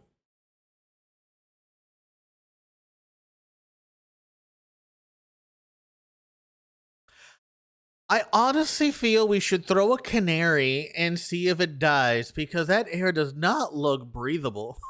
Oh, that poor birdie, though. Although, can you just imagine? Like, that's a weird ass visual too. Like, just throw a canary in there. Like, just pick up a canary with your hand and just baseball pitch the fuck out of it. If the wall doesn't kill it, the noxious fumes might.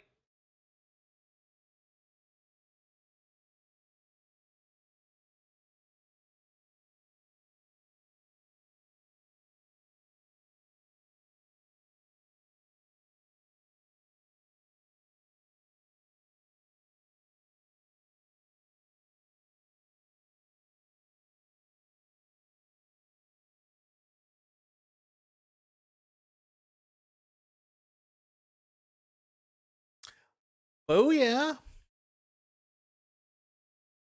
Green DPS. All right.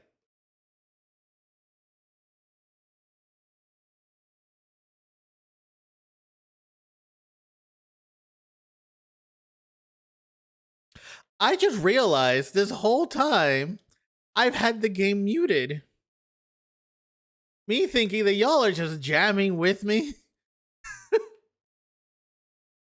I'm an absolute idiot. And that's not a good thing either. Because like Square Enix does not like you streaming the game without their actual like award-winning soundtrack in the background. That's actually a thing.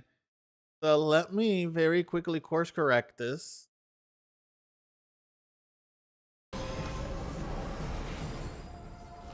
And done about here. All right. And look, everybody's still alive.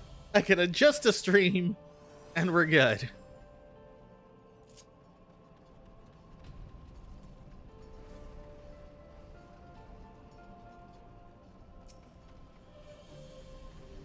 All right, let's go. Oh, I remember this pool was a fucking nightmare. And it's so easy to get overwhelmed here. Y'all didn't see me go the wrong way. Nope. Oh, butthole.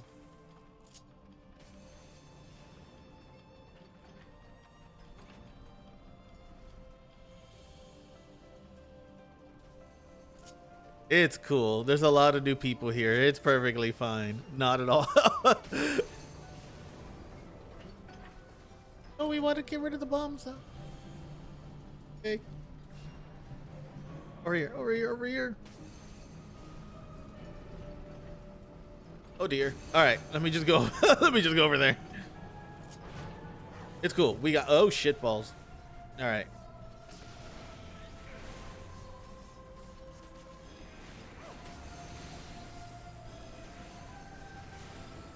You know, it didn't hit me that Construct 8 is a tactics reference. I thought the first time that we see one of these construct things was actually like all the way in the 24 man, but I am wrong. Where are you going? Oh, you're preventing the walls from being broken into. Okay, that's fair.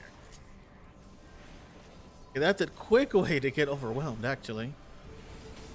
Oh, they didn't get stunned. Shit, let me get out the way. Oh, Now a bunch of things should probably be spawning or just dragging over here. Oh wait, me. So that you stay alive and you stay alive and get this. Get ass size and well, put a bubble right at you.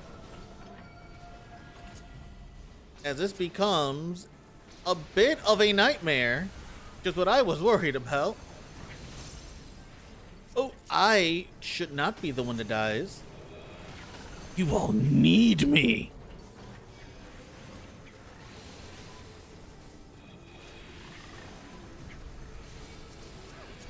We still got this. We're still good. Still good. I know things look scary, everybody. Don't. The important thing is that, oh shit, we don't panic. No panicking allowed. We're still good.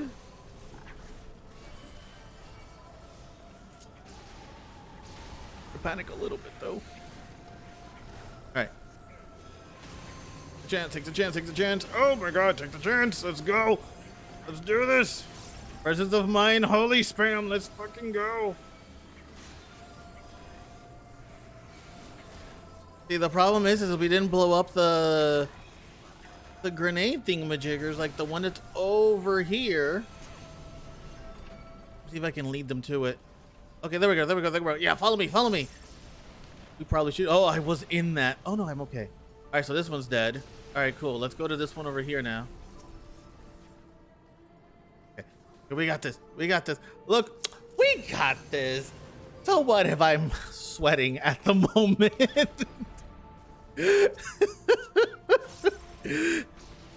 What's a little sweat between friends?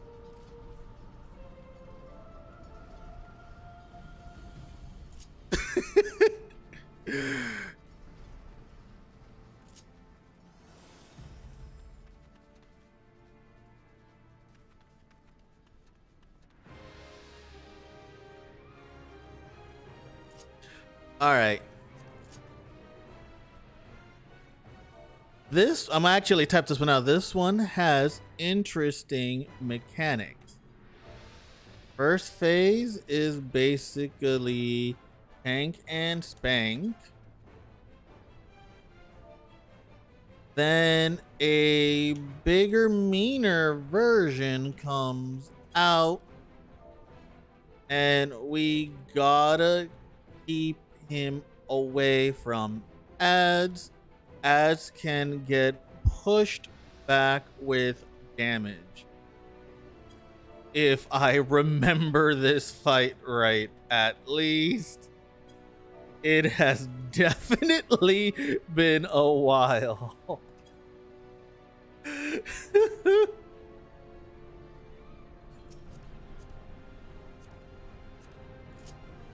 All right, let's go.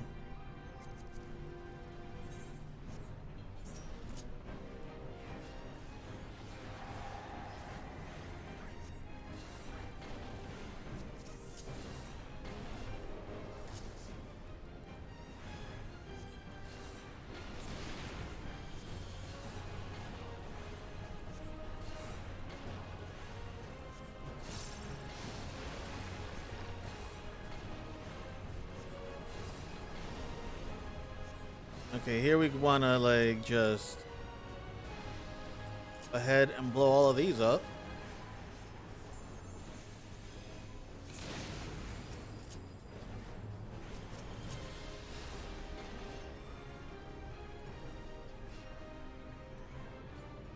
Okay, then he gets all mean.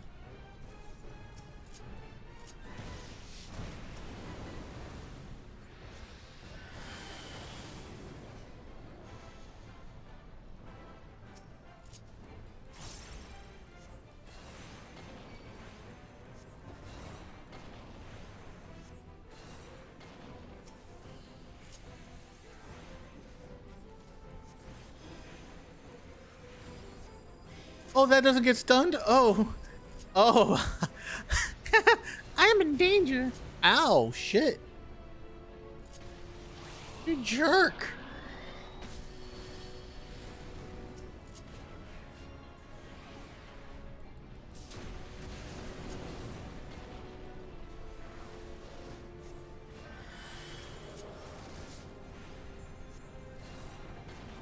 have thin air? I didn't realize I had thin air at this level. I mean, I've been doing fine with MP management, but still, it's good to know. Especially if I have to res someone.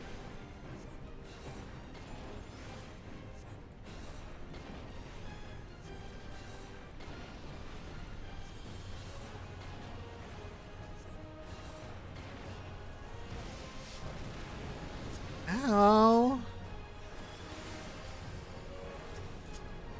I didn't need medic. I was about to medica too, but I canceled it because I'm like, yeah, I'm fine.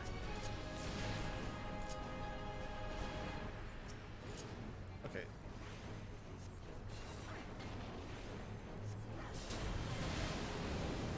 No, we don't want to put the no, we don't want them to tether.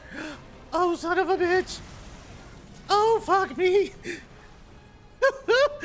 No, that's the opposite of what we want.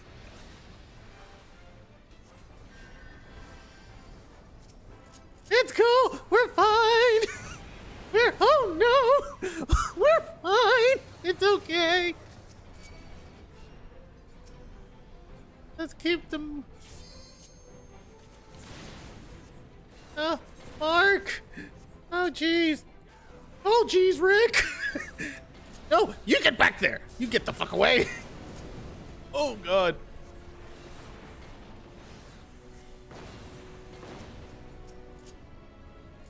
Ooh. Oh boy. Oh jeez, Rick. Ow. That was a frontal cone? Just got hit with something fucking random out of nowhere.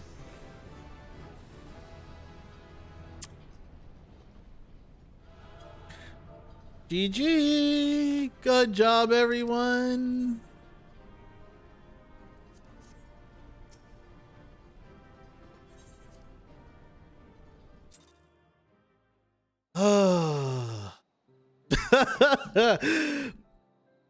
You know what's, that's the one thing that I have to say is definitely like enjoyable about Final Fantasy XIV. Even when you do the older content, it still feels like it can still like bring that emotion of, oh shit, no. All right, let me send a message here. So you got the spoon for Discord voice or nah? No one's ever forced to hop into this crazy world with me. Oh, my body. All right. Let me see what they say. And if they say yes, then cool.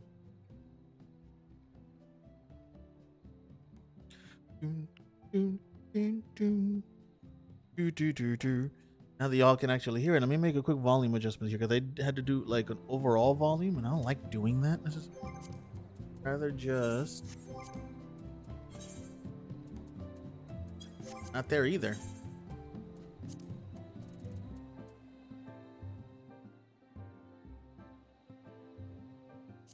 That's a good. You have my attention. Okay, well then in that case,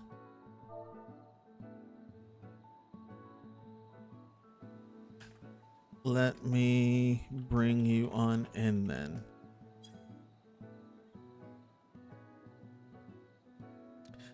And all right, so let me get my headset.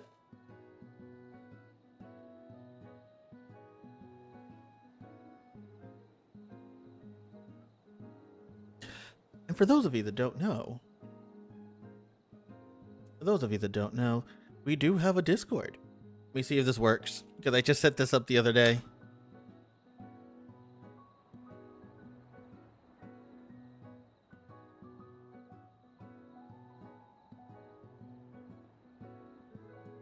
I guess not. I thought that would work, but it didn't. Why didn't it work though? That's the command. Does this one work? Oh, it's just super fucking slow. Okay. Alrighty, so I have my Nightbot set up. So feel free to join the Discord if you'd like. And if you don't, that's okay too. There's no wrong answer. Anyway, let me go ahead and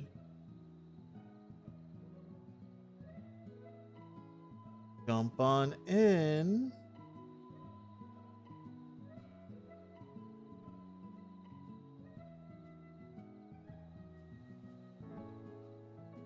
Red, and let's bring Vestaline in.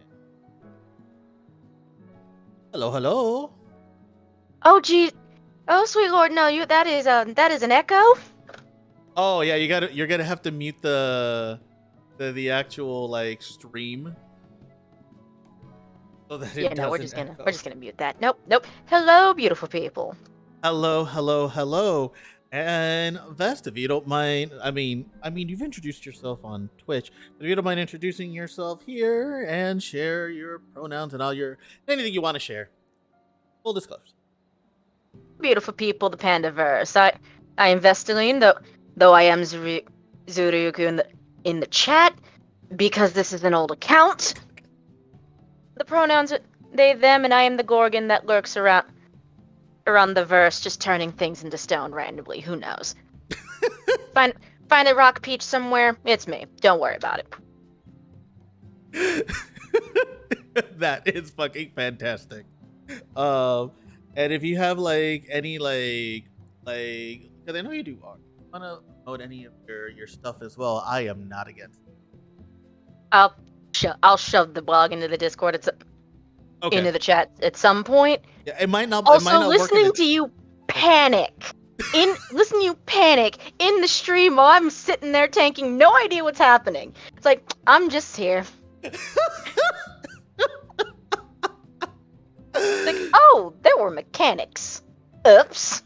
And the thing is that with that one, I forgot what the mechanics were until we were actually in it. So good times. But see, now that we're on voice, if there are mechanics I remember, I can be like, hey.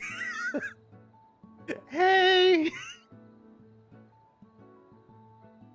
There are things to do. At least if I remember them.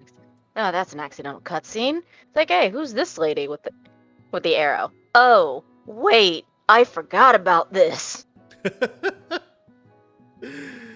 Oh, snap. All right. So, once you are out of cutscene, we can dive into the next one. Mm-hmm. That's right, I'll get my old dungeon list done. Nice.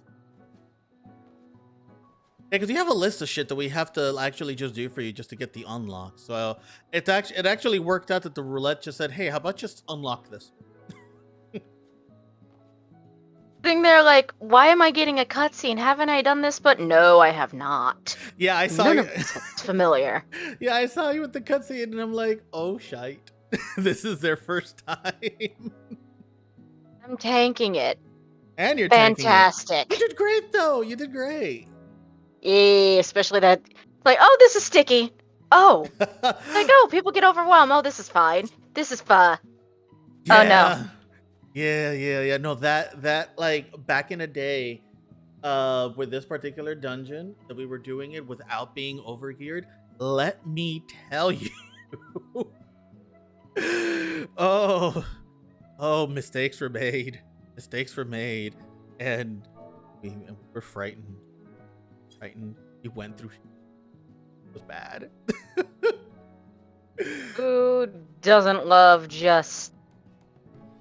We have fucked her up. Can I say that?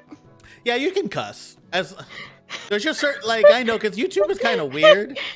You can cuss as long as it's not like as long as it's not like overdone, if I remember right, and also not too overtly body positive. If you get, I'm just gonna use FAPO. We'll be fine. Yeah, because I mean, shit, I've already like cussed a few times on stream. Anyway, short cutscene is over. I'm just now going to fly around Limsa. This is fine. All right. Well, look, Everything is tank bonus, so enjoy. We're gonna jump into leveling. Huzzah! I can get myself to 69. Nice. Nice. Probably, Because it is a probably get this random one to number that 70. has no other significance. No, it has no other significance at all. It's fine. That's your. I hate this dungeon. Oh no, the trauma's returning. Oh no! Oh no! How dare you! Oh, it wasn't. Oh no! Let me tell you, beautiful people. Oh yeah. Tank stands. Let me tell you, beautiful people, because I am not a veteran of 14 like this one here. Just now, halfway through Stormblood. Do you want to know? So I had no idea what was in store for me. Past the Realm Reborn. I'm just here, minding my business with Catholic elves. It's fine. It's great. Dragons, religious trauma, very cold. There's a reason I'm laughing and you're getting to it. Like, this is fine. This couldn't be. Like, I already have a bone to pick with the church. Cool. I'm on the dragon side. And then, spoiler warning for everyone here. We get to this dungeon. I'm already ready to knock some teeth out. Because fuck the church. What the hell was that? Oh, Just a fireball random from the fireball. back. Kill him. Kill the deacon first. Yep. And then we get to a certain cutscene at the top of the thing. Our favorite boy takes a shot from God. And I am bawling in my chair.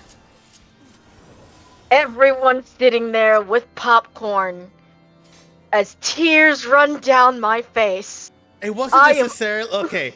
For the record, it wasn't necessarily popcorn. You know how like sometimes you laugh, like you met people that laugh when they're like anxious. like I was sitting there because okay, so to paint a picture for y'all, right? Like we were all on Discord because we were about to do one of our tabletops. I don't remember which one of the ones that we were gonna do that day. But there was a significant number of us, right? And we were waiting for Vestaline to finish the cutscene. So they mute their Discord so they can enjoy the cutscene. And me and four other people. These hands! I think it was like four of us, including me, right? That we all already been through this dungeon. And we were sitting there waiting. Because we knew it was coming. Like, we knew what was about to happen here. We were just like, we're here for the emotional support, but we're also here for the oh shit.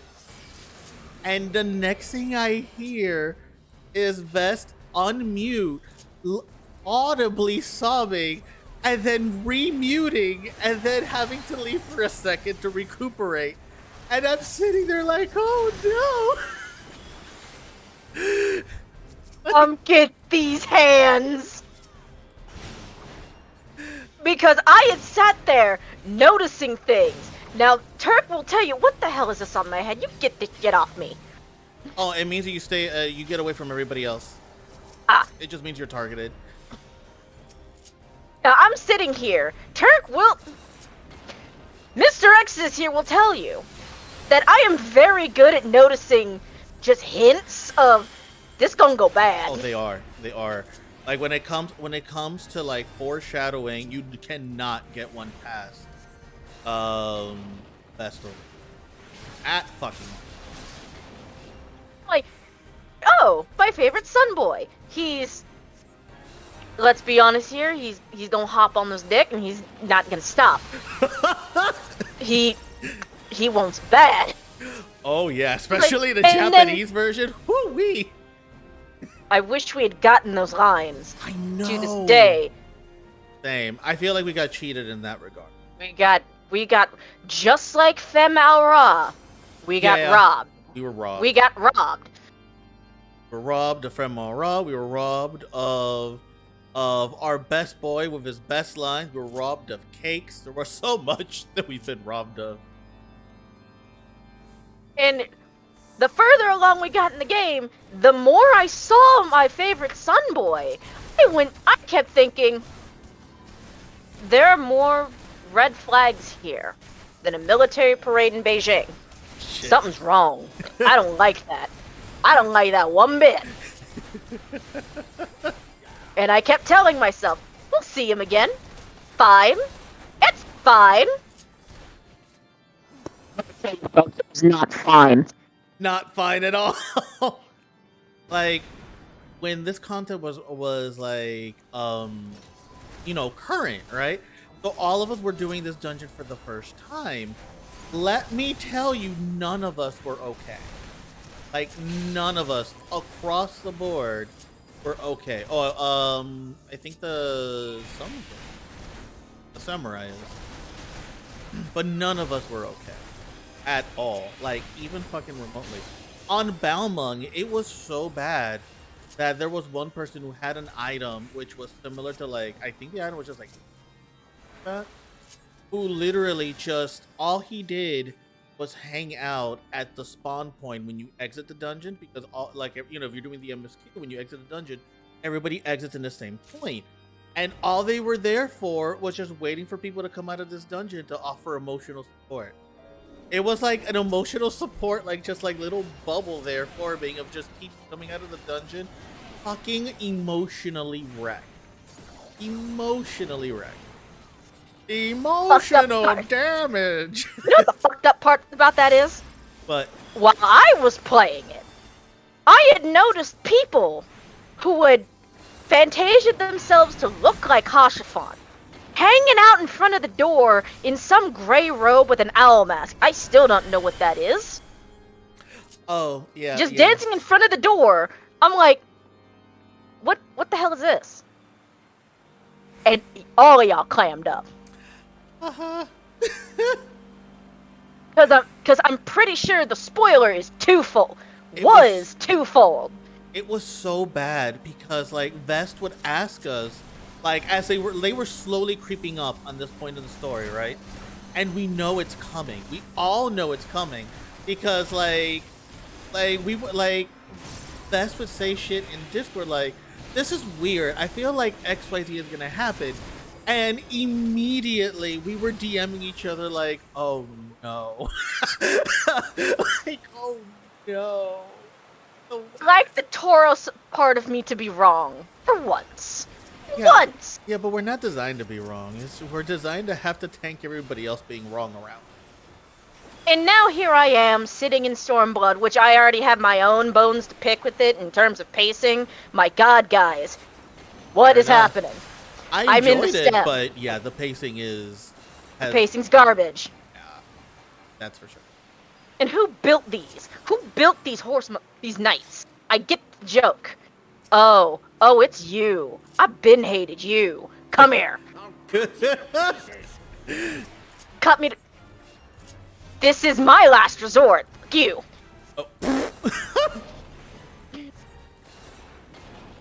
No, let me tell you about how much I hated this guy from the first onset. Immediately he showed up on screen. Everyone here will tell you. The vibes were off immediately. Yep. Oh, that is a tank cleave. Oh shit! I almost walked right into it like. Doop-de-doop. Please don't walk into the tank cleave. That's meant for me. I make no promises, apparently. I thought you were green DPS. I thought you were smart. No, I'm green DPS because I'm not smart. Oh, jeez. All right, so knockback. Try and make sure you don't get, like, for this one, you just have to make sure you don't get knocked back into the purple, like, gooey stuff, purple cloud. Ew.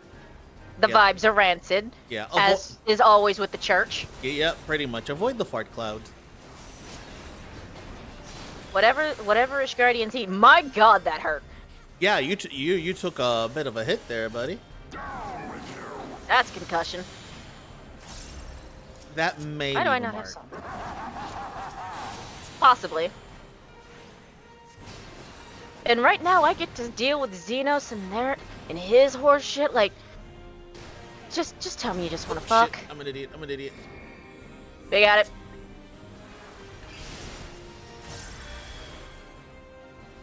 I was Yeah, worried yeah, that yeah, the had me, medical whatever. wouldn't hit, and it did. So. Yeah, Xenos has very. He wants to fuck. I mean, very He wants- specific energy. Yes. That he wants to fuck, but he thinks he wants to fight me. But it. Let's be real here. He has, Memes like, aside. he has like the angriest bratty bot. Oh, you call him a good boy. See how fast he melts. Oh, he. Can you just imagine that cutscene? Oh. I'll take it. Fuck it. Son of a bitch.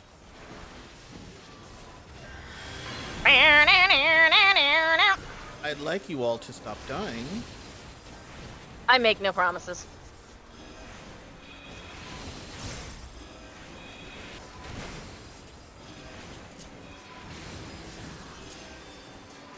Also, seriously, who commissioned these? I just want to talk. This is hideous.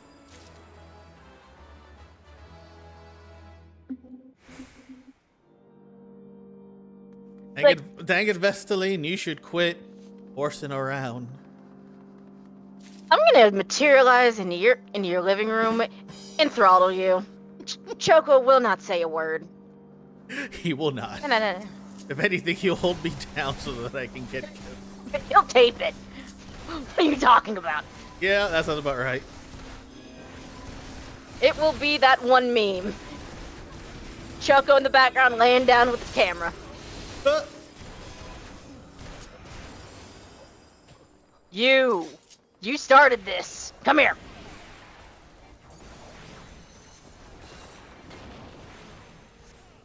Throwing kids off buildings. Are you out of your mind? No, not yet. Catch these hands. What the Your- hell is Your that? Eminence. Catch these hands. But let me tell you what, the lead into Stormblood. Mm-hmm. It has been a long time since I've had a cutscene that made me feel uncomfy outside of a horror game. Which cutscene is it? Summoning Shinryu. Oh. I'm not gonna Yeah. say what happens because we don't want the bots to come in. Let's just say, that could have been avoided. I feel like yeah. Like the lead up to it was one of those things where I just feel like, oh, I couldn't have been any other way. Because then, we go through another heartache moment that shattered me to pieces. And I had no context if we're talking about the same thing. Our Meiji Lalafell? Oh, I thought you were talking about Lise. I mean, related to Lise. The lead up to Lise. The lead up to the Lise reveal, really. Sickness must be purged. Your face is a sickness. What's the matter? Okay, just because I've been on a Warhammer kick, don't mean you need to just shove it in my face. Oh, you've been playing Warhammer again? Like recently? Reading. Oh, okay. The books are actually good. I didn't even know they. I mean, I'm not surprised they have books, but I didn't know they had books. I mean, like every series, that has like a lot of authors and writers. It depends on who's writing it. Yeah. Because some are interesting and some are just okay. Can we not? Show them mercy. I forgot what I was supposed to do here. We just wait for the AoE to hurt. Okay. I can do this. So the pain. We gotta wait for the burning to subside. Okay. Mm-hmm. I Ouchie, ouch.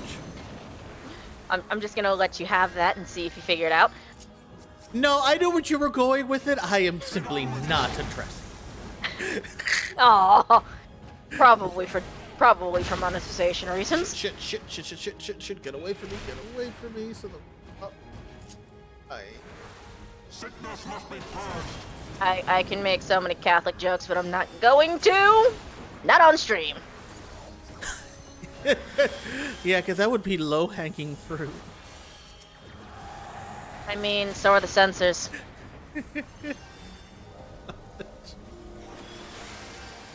There we go. Oh, this went pretty quick, actually. Oh, I gotta level up.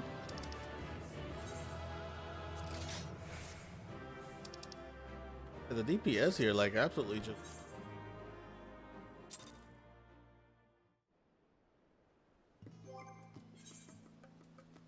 And I got a robe out of it. Now I, too, can be problematic. Problematique. I think... Okay, getting a robe from here is a little more than problematique. Yeah, I mean, it's pretty, but oof. The Catholicism is thick. Okay. If you've played Blasphemous, you know the drip is immaculate. It's just what's attached to it. Yeah. Catholic drip has its own vibe. You just gotta pair it with something else that's not as problematique or different problematique. Vampire chic. Yeah. You speak no lies. Alrighty. Now let's see where our fortune lies. Trials. This could either give us an easy one or do what happened to me yesterday. And that was Literally the final trial post patches and everything, like the last boss, a fucking Shadowbringer. oh, Which I'm not gonna tell you any details about it because you're not there yet, but it's got one of the best songs in the game. The fight itself. Speaking of which, catch these hands. Me saying the final boss of Shadowbringers, and here we go with the final boss of Heaven. I Heavensward. love your brother's name here, by the way. Your brother's name is great. My brother's name? Look at the dude beside you. Oh. The row. Oh my god!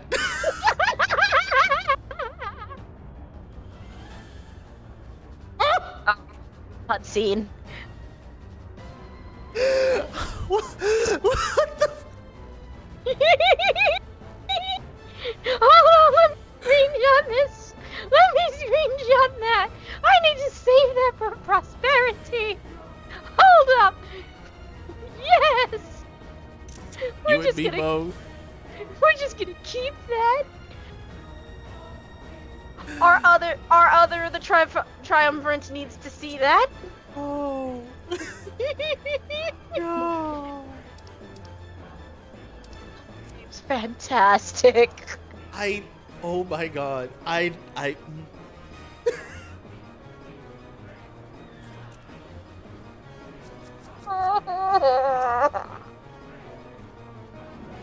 And cheer 'em on.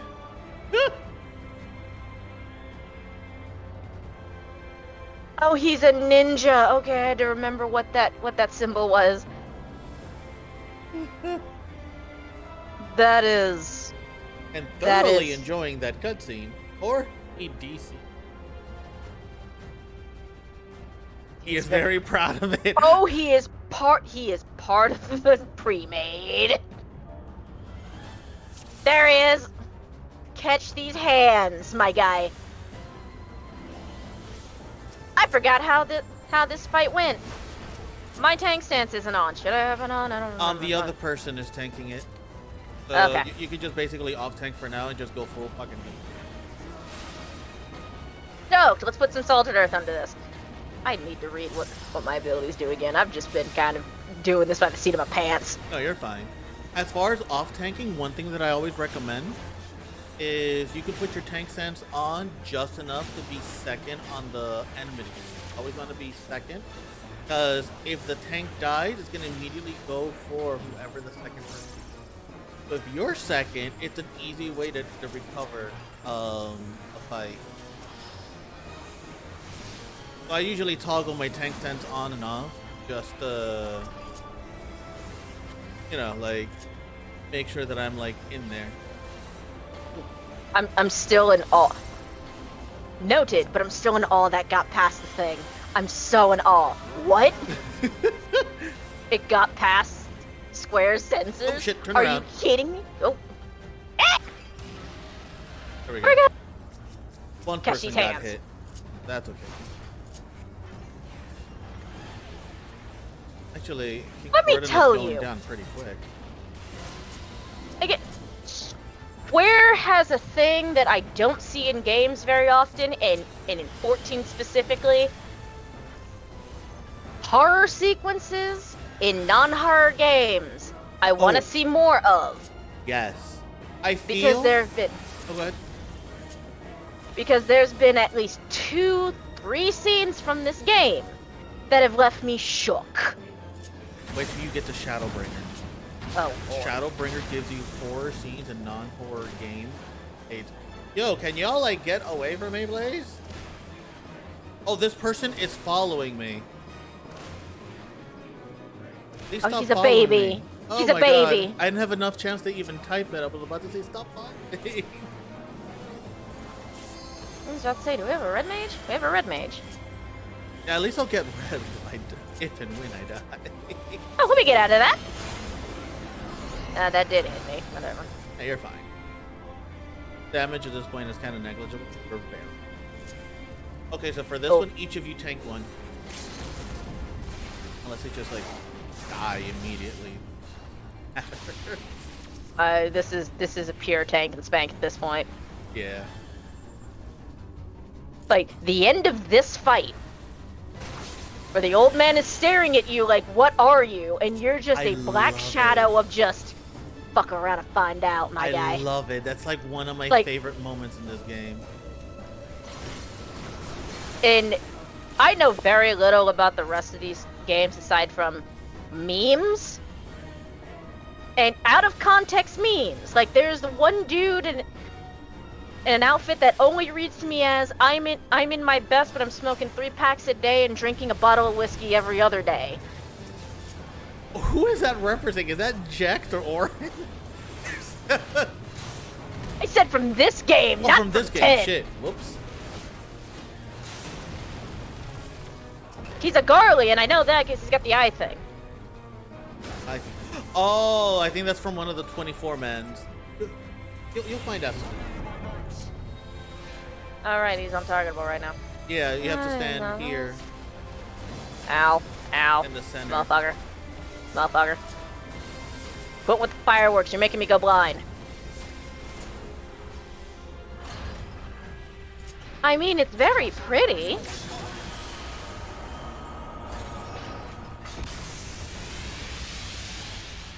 That's just disrespectful from Kai. That's just hilarious. That's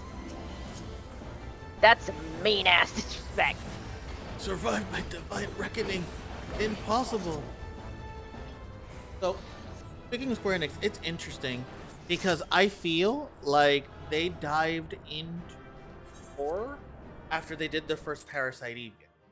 Because prior to that, they didn't really. I thought they did Parasite Eve. Yes, they did, and that's the remake I'm waiting for. I will ever living fuck out of like a straight up like if they gave Parasite Eve the same love they gave the Final Fantasy XIV. We're calling it a remake, but it's technically a sequel game that they did recently. They give it that kind of love, it would be amazing. Played that one in years. I'm not even sure if you can get that game around cheaply anymore. Emulations. We are in a golden age of emulation, aren't we? We are, but of course, you always want to own the original game to support the people who made it. Wink, wink, wink, wink. But no, it's a good game to play by whichever means you decide to play the game by. especially since we're also in a golden age of PSX or horror indies. We are shit. Itch.io. It is the spooky season. Pick up some spooky games from in there. I think Kitty Horror Show is actually putting out another anthology. I need to look at. Like, her games are fucking terrifying. Yeah. I gotta. I'll stream a couple of. I know I'll probably do Dead by Daylight at some point. Everybody in the queer community does Dead by Daylight, so I feel like I'm resisting the. There is a video essay on queer. There are 2 video essays, and I think they're from the same person about queerness and horror, especially villains in horror.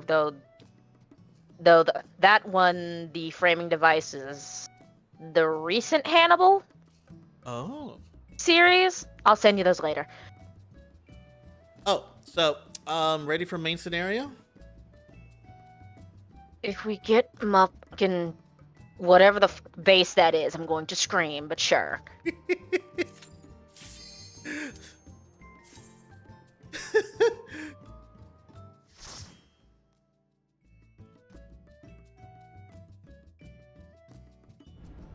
Oh no! Okay! Easy I peasy. haven't done this one as it's changed. Oh, it's pretty much the same exact fight. They did just break up this entire thing, didn't they? Mm-hmm. They made the first half of the fight really flashy and pretty, but you're basically like spinning him around to the other so he's like facing away from him. Just it's very straightforward. I don't have my leap and I am upset. Makes sense. Yeah, that does suck. There's a lot of stuff I'm missing, but yeah, it will. Probably should put that on my gamepad. What, tank stands? Yeah.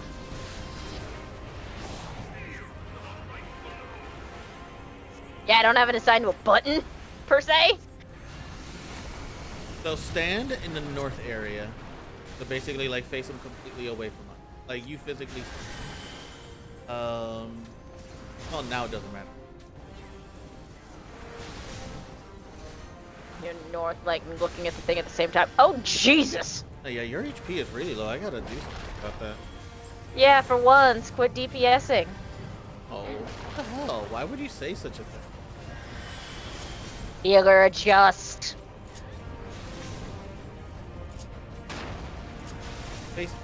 Basically, whenever you tank, like, where I'm standing now, this is a good, like, default spot to always get back to. What the fuck are you?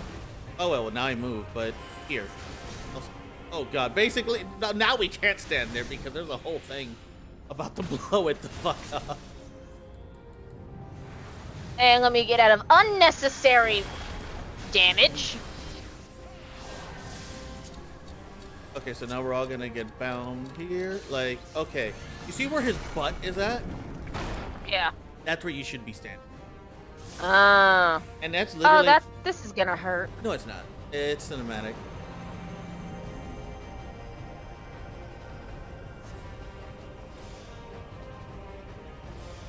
Like, literally cinematic.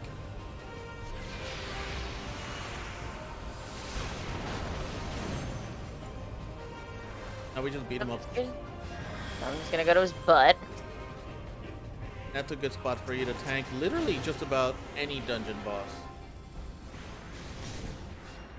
Thank that ass. Whatever came on my playlist is just accentuates that. Oh, it's that one. Okay.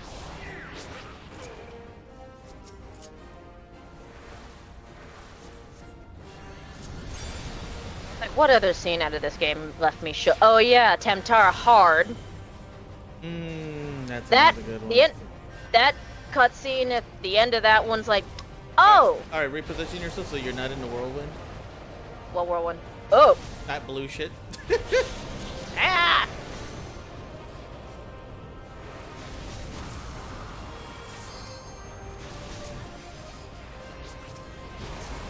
Oh. this small sliver of safety. All right.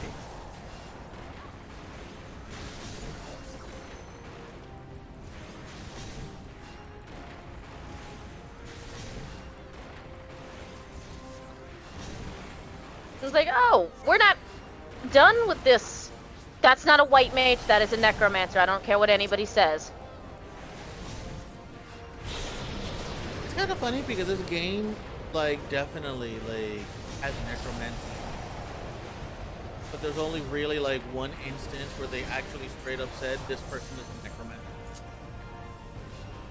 I mean, I assume it's for, you know, like, plot, but some of the classes have very dark implications.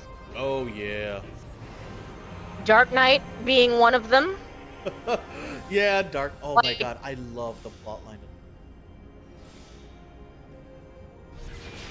And it sits here going like, oh, several of my own OCs are basically Dark Knights. It's stupid. I have stolen this plot wholesale by accident for one OC. Turk will tell you. Yep. I know exactly who we're talking about. Woo-wee. Also, why does the kid that stole your jobstone look like Kashafant and Yasil? I've noticed that. Because the character customization range for this game is exactly on. I feel like it was intentional though. I'm almost to the end of that line for up to 70. I need to get out of the fire. Yeah, preferably. The floor is in fact lava. Icy. Okay, this In is a the bad pushback. way. Oh. Ow. Dick. Let me get out of this. Albeit a That's dumb spicy. pushback. Like there's no like penalty to that particular. Other boss fights will do that pushback shit and then send you off of the map.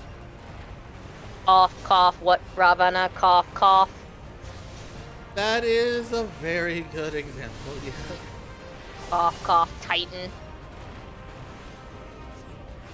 No goddamn way I'm gonna avoid this. Oh right, this is cutscene shit. Yeah, just beat him up.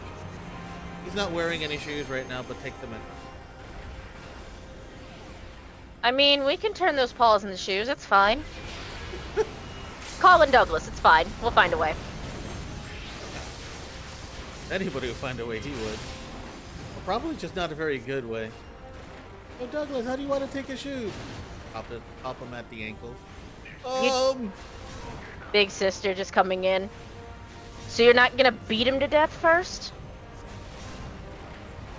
I mean, to bleed out anyway. We need to teach you the finer arts of getting information out of people. The dog dying.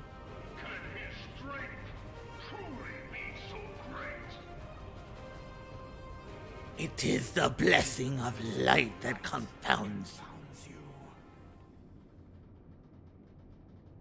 Oh right, this is the one where what's his nuts got possessed. And we rib him about it to this day.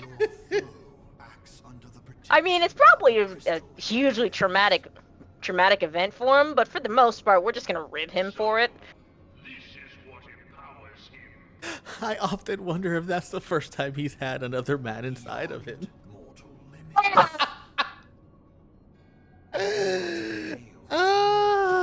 I'm just gonna go shame myself now. Shame. You deserve that one. I did. I'm pretty sure Choco's staring at you from right now. Oh no, Choco's in bed already. He has to work early Tell him to tomorrow. Don't you? Yes, but not as early as him. It's like by the time I'm up, he's already working. An enigma Yeah. whose surface even the vaunted scholars of ancient Alec failed. Yeah, he has to get to work at like the the fuck? magic of pharmacist like has lain dormant for Oh eons. Jesus, fuck. No, wait, that's about the time I have to wake up to open. I drive an hour. A spell kill me. At least he's fortunate enough that like, he doesn't. I sought the life Maybe force of the primals for He's no effectively around the corner, at least compared to where mine is. Oh, for sure. for the true power of the Unlike how it ultimate used to be, because lies we're within its still. now beating heart. That was definitely crappy. No more than was necessary. I don't know why, but the face of the ultimate weapon always looks like its jaw's broken. And now I can't unsee that. You're welcome. I mean, we did knock it out something good. Let's be real here. I mean, we did. But a sliver of my god's power.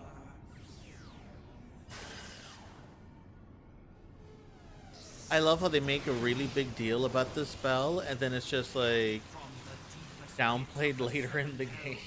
To the very pinnacle of the heavens, the world Like, this is just C4.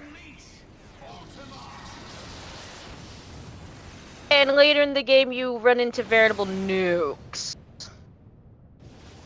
Oh dear. I forgot how big this radius was. Oh no, I mean, this version of Ultima is pretty devastating. But then you start seeing Ultima get cast by other enemies later, and it's just like, huh.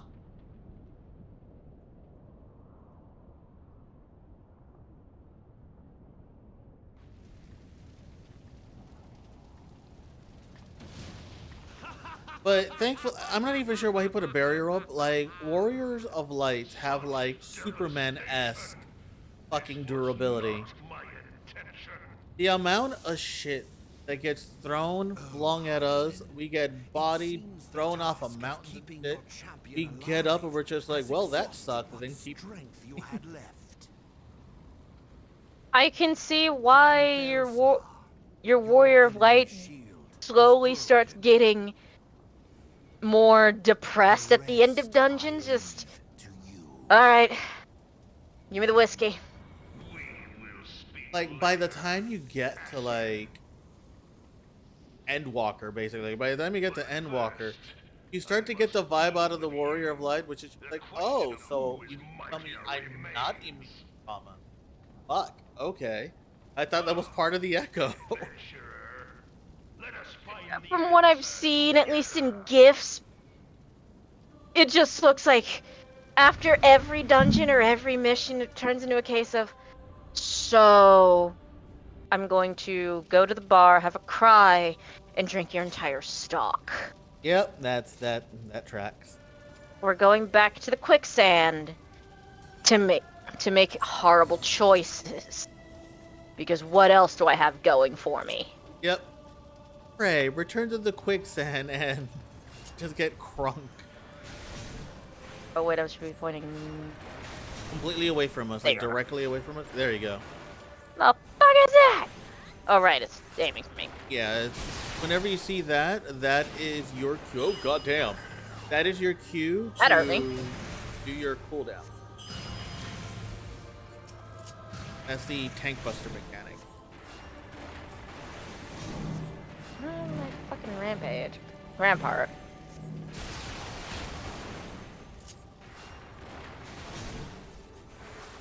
That's not a heal or adjust situation. That's my adjust your buttons, fuckstick.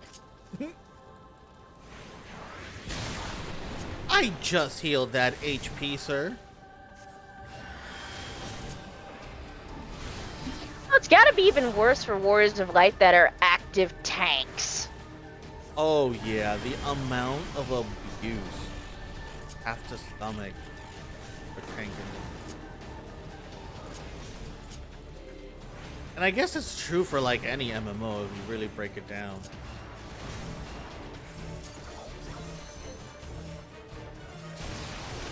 It is literally the meme of I pull my ass out of bed every goddamn day to be disrespected. I think the fuck not.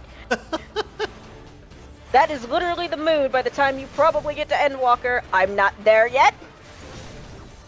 I cannot. Correct me later. Not wait.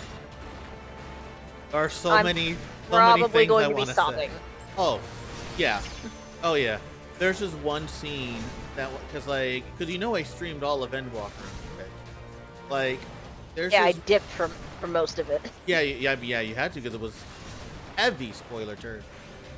For this one scene that I'm not gonna give you any context for, but once you experience the scene, I'm gonna point out to you the scene that shattered me on stream. Shattered me. Let's be real here, it Ow. probably is going to shatter me too. Most likely because you and I are definitely very story driven, and like if you there's certain ways to pull at our heartstrings that we know what those ways are, and we do it each other all the time when we're doing tabletop storytelling and shit. Because for the friends that abuse each other emotionally in the healthiest of ways. Laughs and Monster of the Week.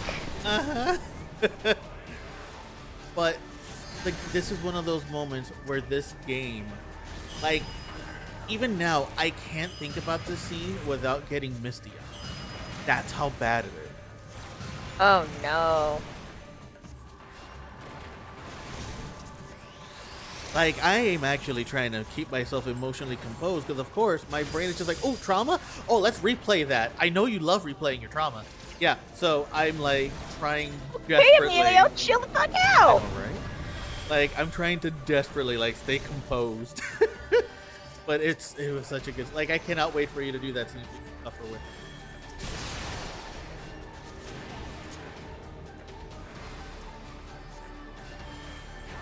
Oh, damn it. Y'all are acting like I'm a healer or something. I don't appreciate it.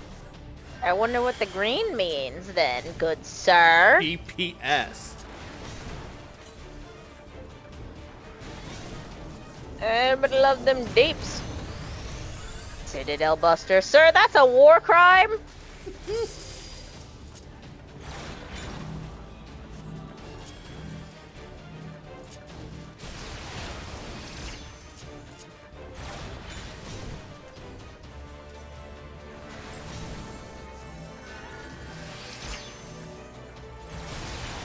Right.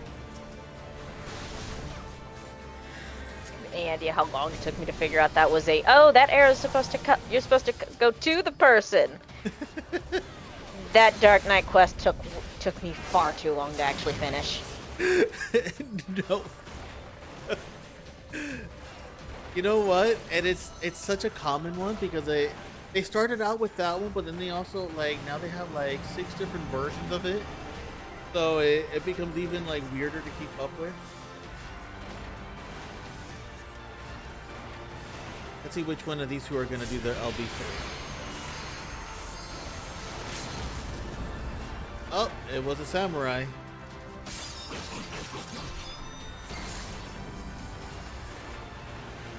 What do you mean that wasn't enough?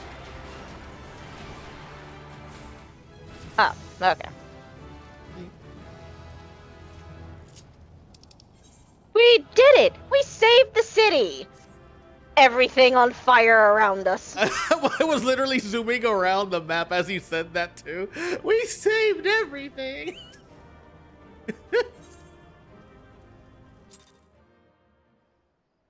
Then what is happening?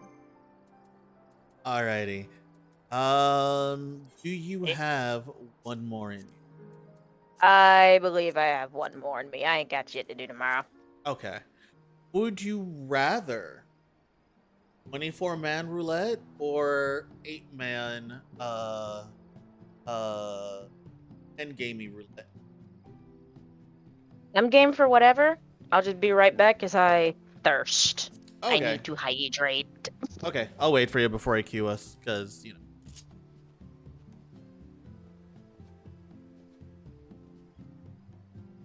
Oh, we all, isn't this exciting? Oh, man.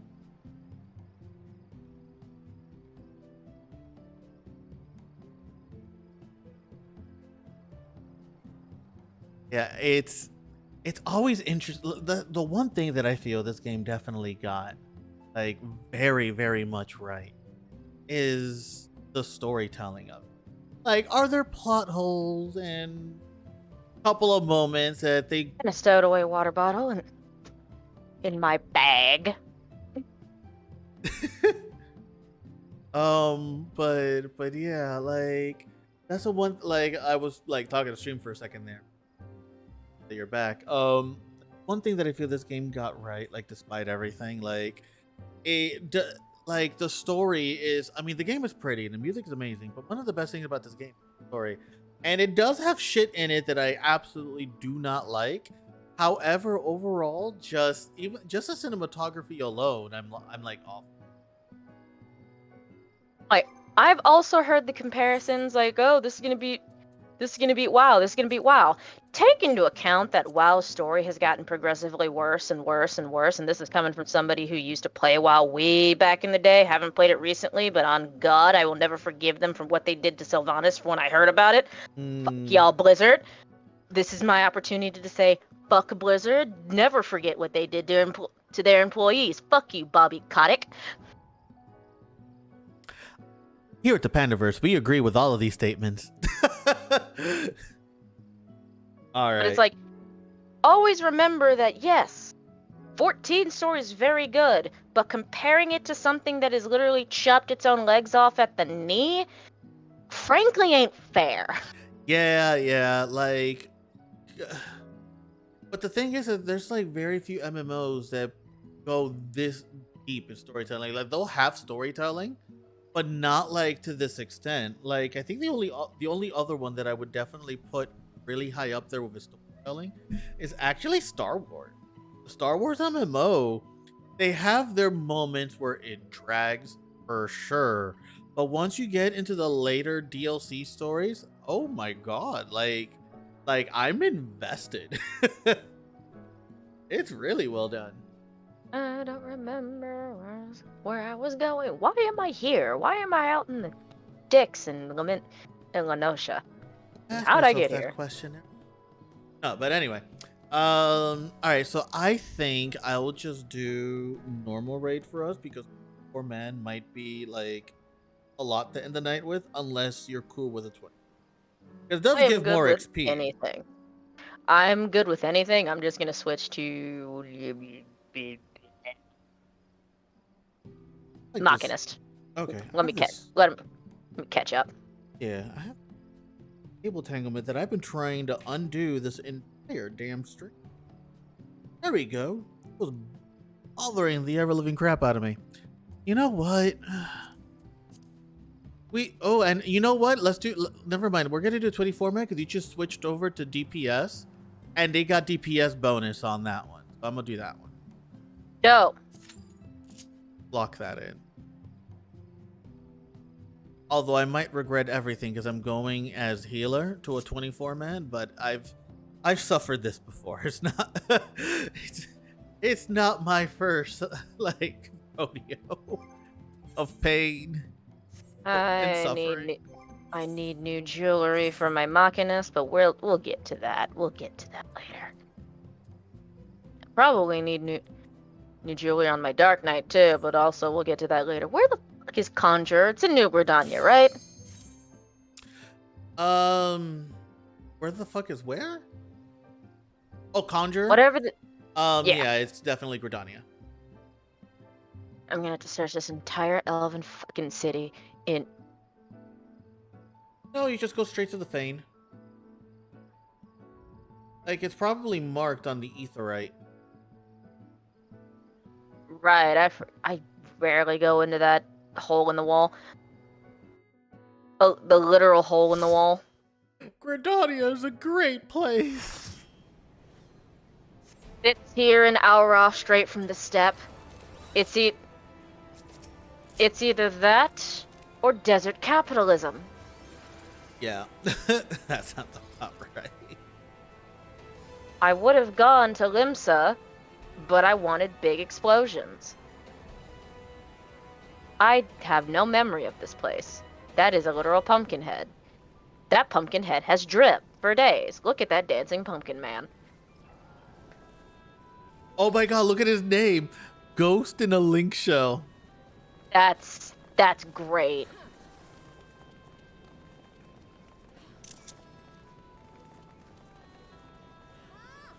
I must save that for prosperity. I know, right?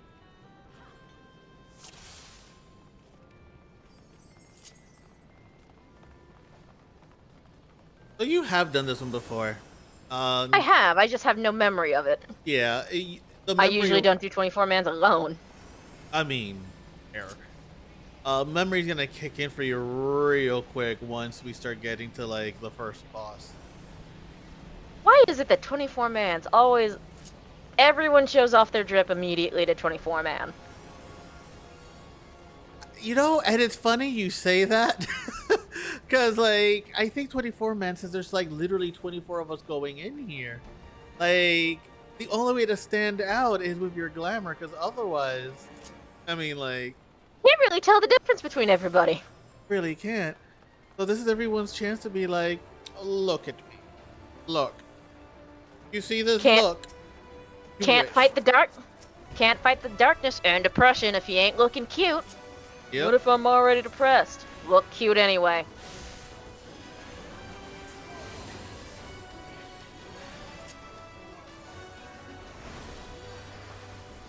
Me? Just put a drill in a monster's face. It's fine. It's fine. Am I good at Machinist? No! Ow. I'm garbage at this class.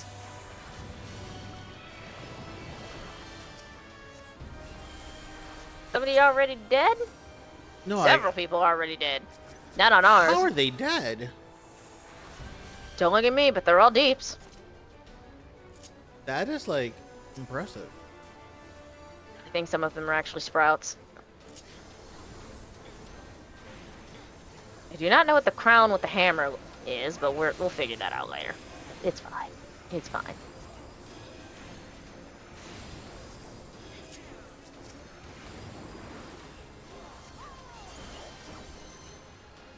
Crown with a hammer.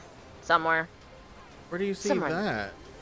It's somewhere in this hodgepodge of names. I'll point it out when I actually am able to see it. I know what the blooming crown is. It's somebody who hasn't been here in a minute coming back. Including me. The other crown, I think the one you're talking about is called Mentor. Ah.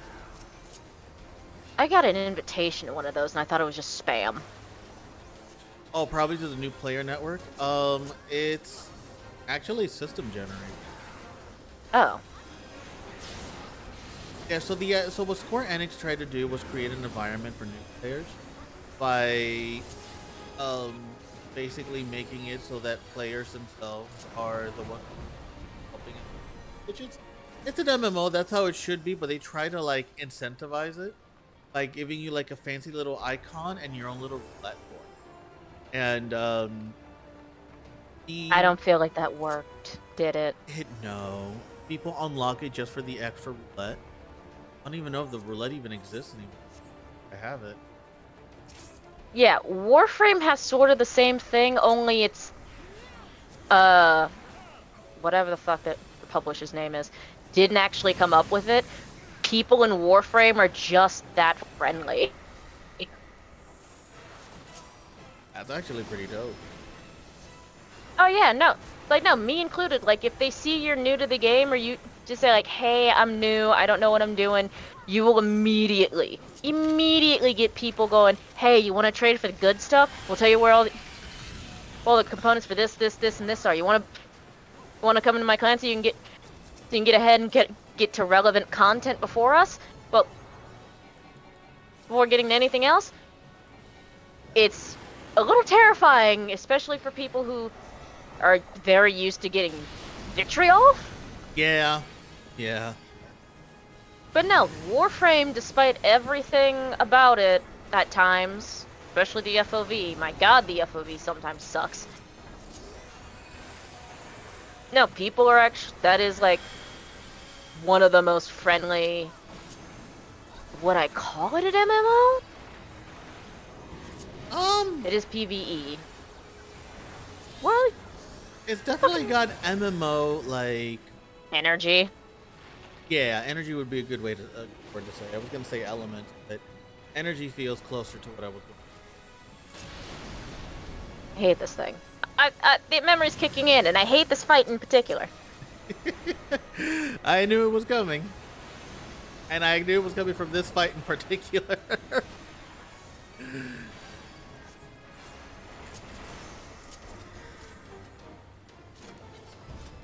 Now, this is coming from somebody who's played Warframe since the very beginning on and off, and God, do I feel old?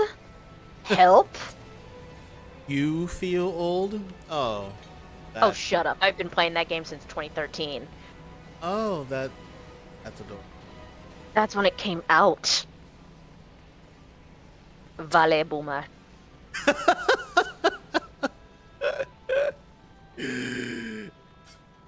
Oh, shit.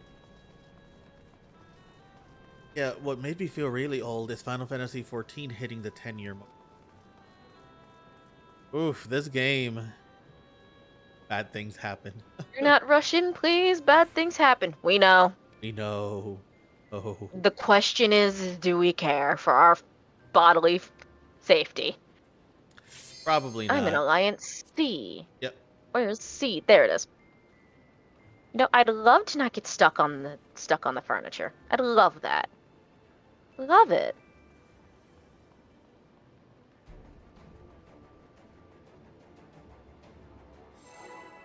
All right. They're even using a countdown timer? Oh, this is a good group. Arrange forecast of the Love platform, that. ignore ads. Love them for. Love that for them. Do I need to be back here? You arrange, so yeah, so you sit on the platform with us. Basically, the tank's job is to bring fodder to us. While they focus down the actual almost. I feel like that should be like a Funko or a model of some sort. What, the Atomos? Yeah. I don't know, make a good lantern. Or a lamp. Desk decoration. Oh, The mouth could... that now. Like its mouth glows and everything, it's cute. Even if it was chipified. It's great.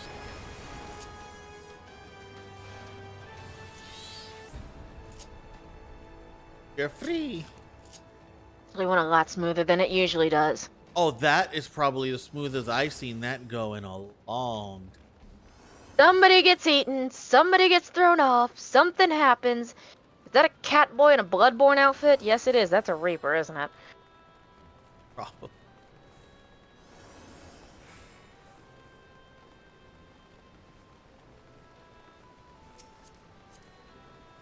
Oh, that's a gunbreaker. Wait, Thanatos, where's Zagreus then? Ha! What happened to your head? Oh wait, you're invulnerable for us. Hold up. Yeah, we literally just have to beat up on ads and wait until we get the tethered to be able to beat up on them.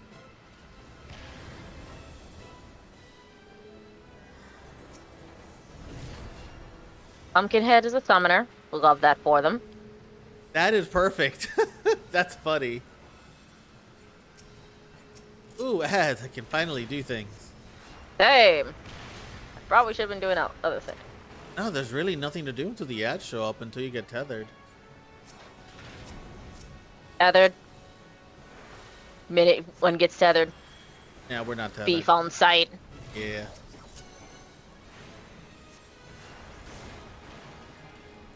Pretty much this fight goes through so quickly that at this point, if you aren't the second person tethered, your team will never get tethered.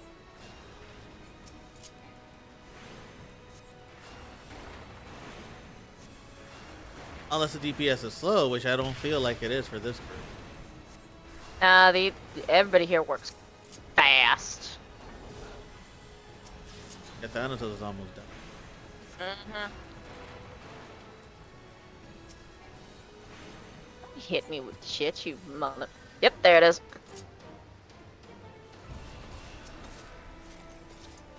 Open up. What'd you get? What'd you get? What'd you get? What'd you get? I still haven't gotten that Kefka outfit, and I am upset because I want that drip.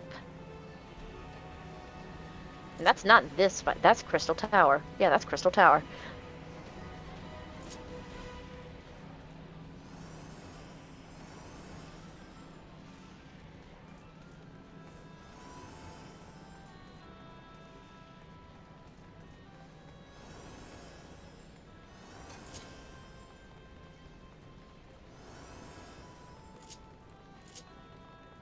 So the air in here does not look breathable either, but It does not. It looks this is scorching, actually. we are sitting in a sauna that is too hot, and the only reason why we're still breathing is because there's so much space. Stop splashing in the lava, please. Please do not splash in the lava. You are not a salamander. Please stop it. You don't What tell did I me what just to do. say? You What did don't I just say? You don't tell me what to do. Guns. Put the detonator on it.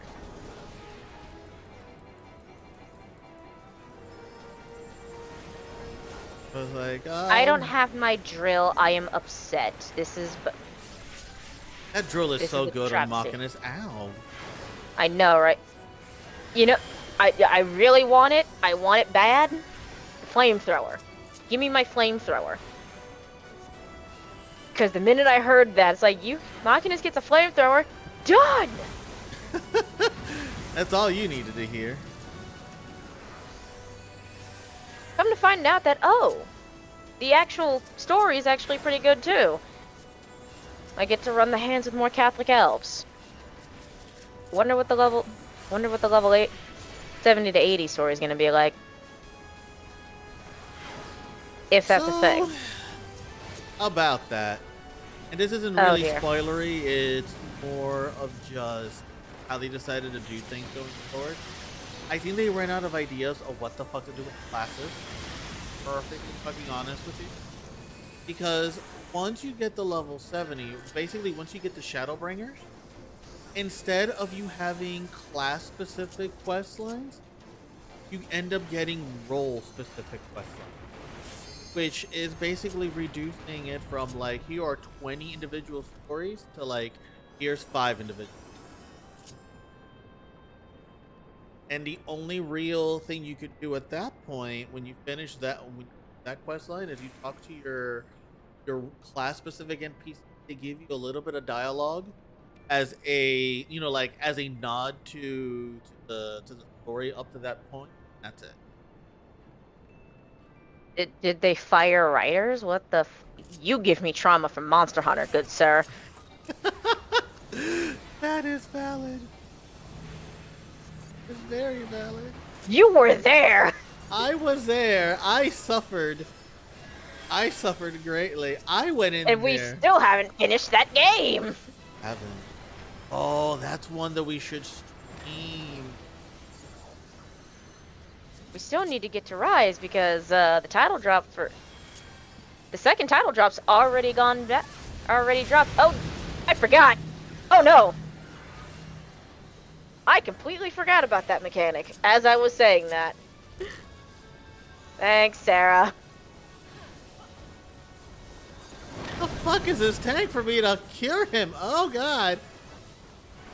Supposed to be behind one of these. Let's just not be an idiot again. Oh, that hurt me. I don't have any instacast, so I'm doing my best. Oh, and I'm on fire. When did I get on fire? The meteors came down.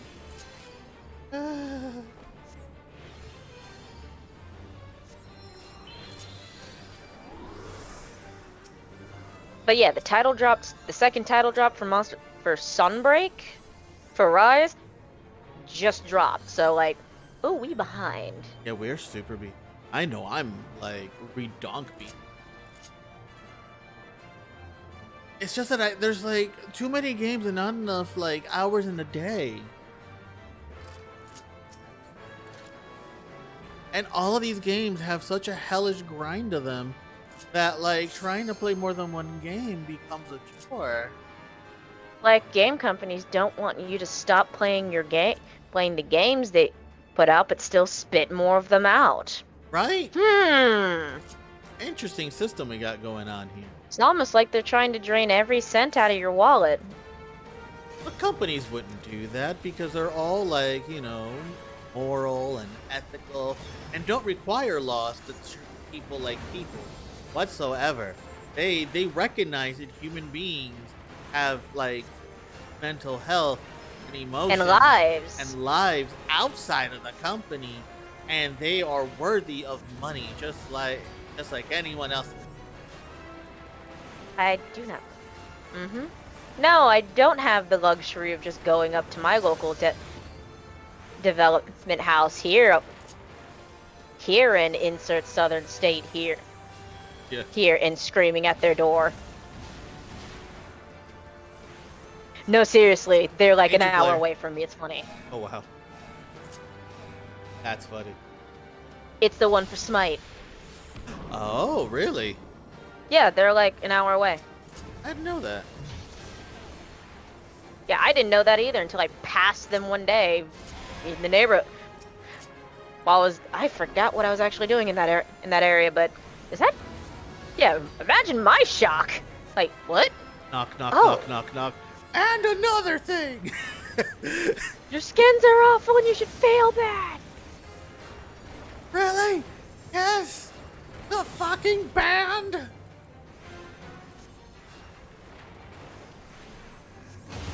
That's another game we haven't played in a hot minute.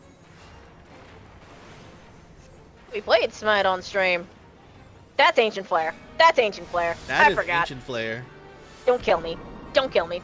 Look at you. Suck it. The hell is that? Get off me. Get off me.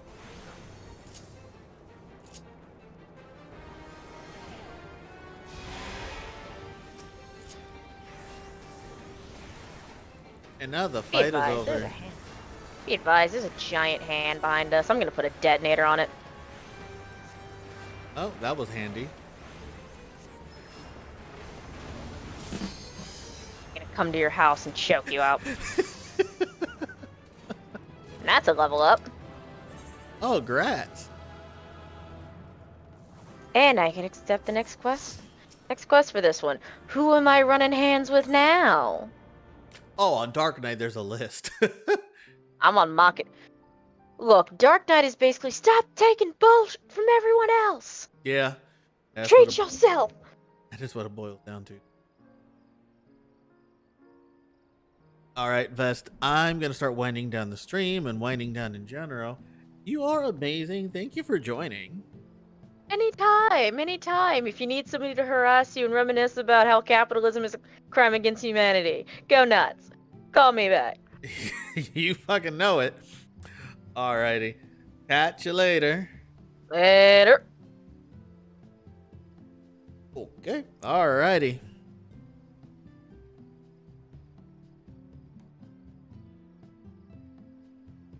Ugh. That was fun. Fun. And that's the other good thing about playing MMO. So much better with friends that you care about. Let me actually, because I am 14 now, I gotta work a day job. Goodbye, game.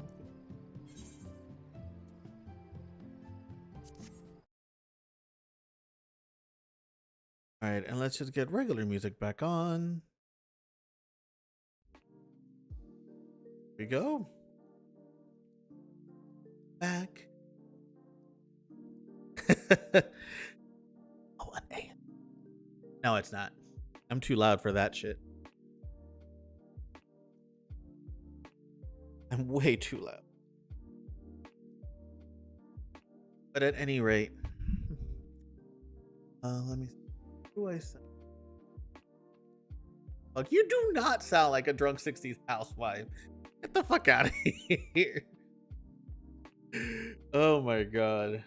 Anyway, y'all, as always, thank you so much for hanging out. Thank you so much for vibing, for the laughs, for just, just being you. It's fun as always to be able to play some video games, but never alone. So, as always, if you enjoyed your stay, hit that like button wherever the hell it is down here, because I don't have the YouTube memorized whatsoever. I'm like looking around my apartment like, yeah, I'll Like, like hit the like button, hit the subscribe button. Hell, hit the notification bell if you're that invested in this for some reason. And as always, stay awesome.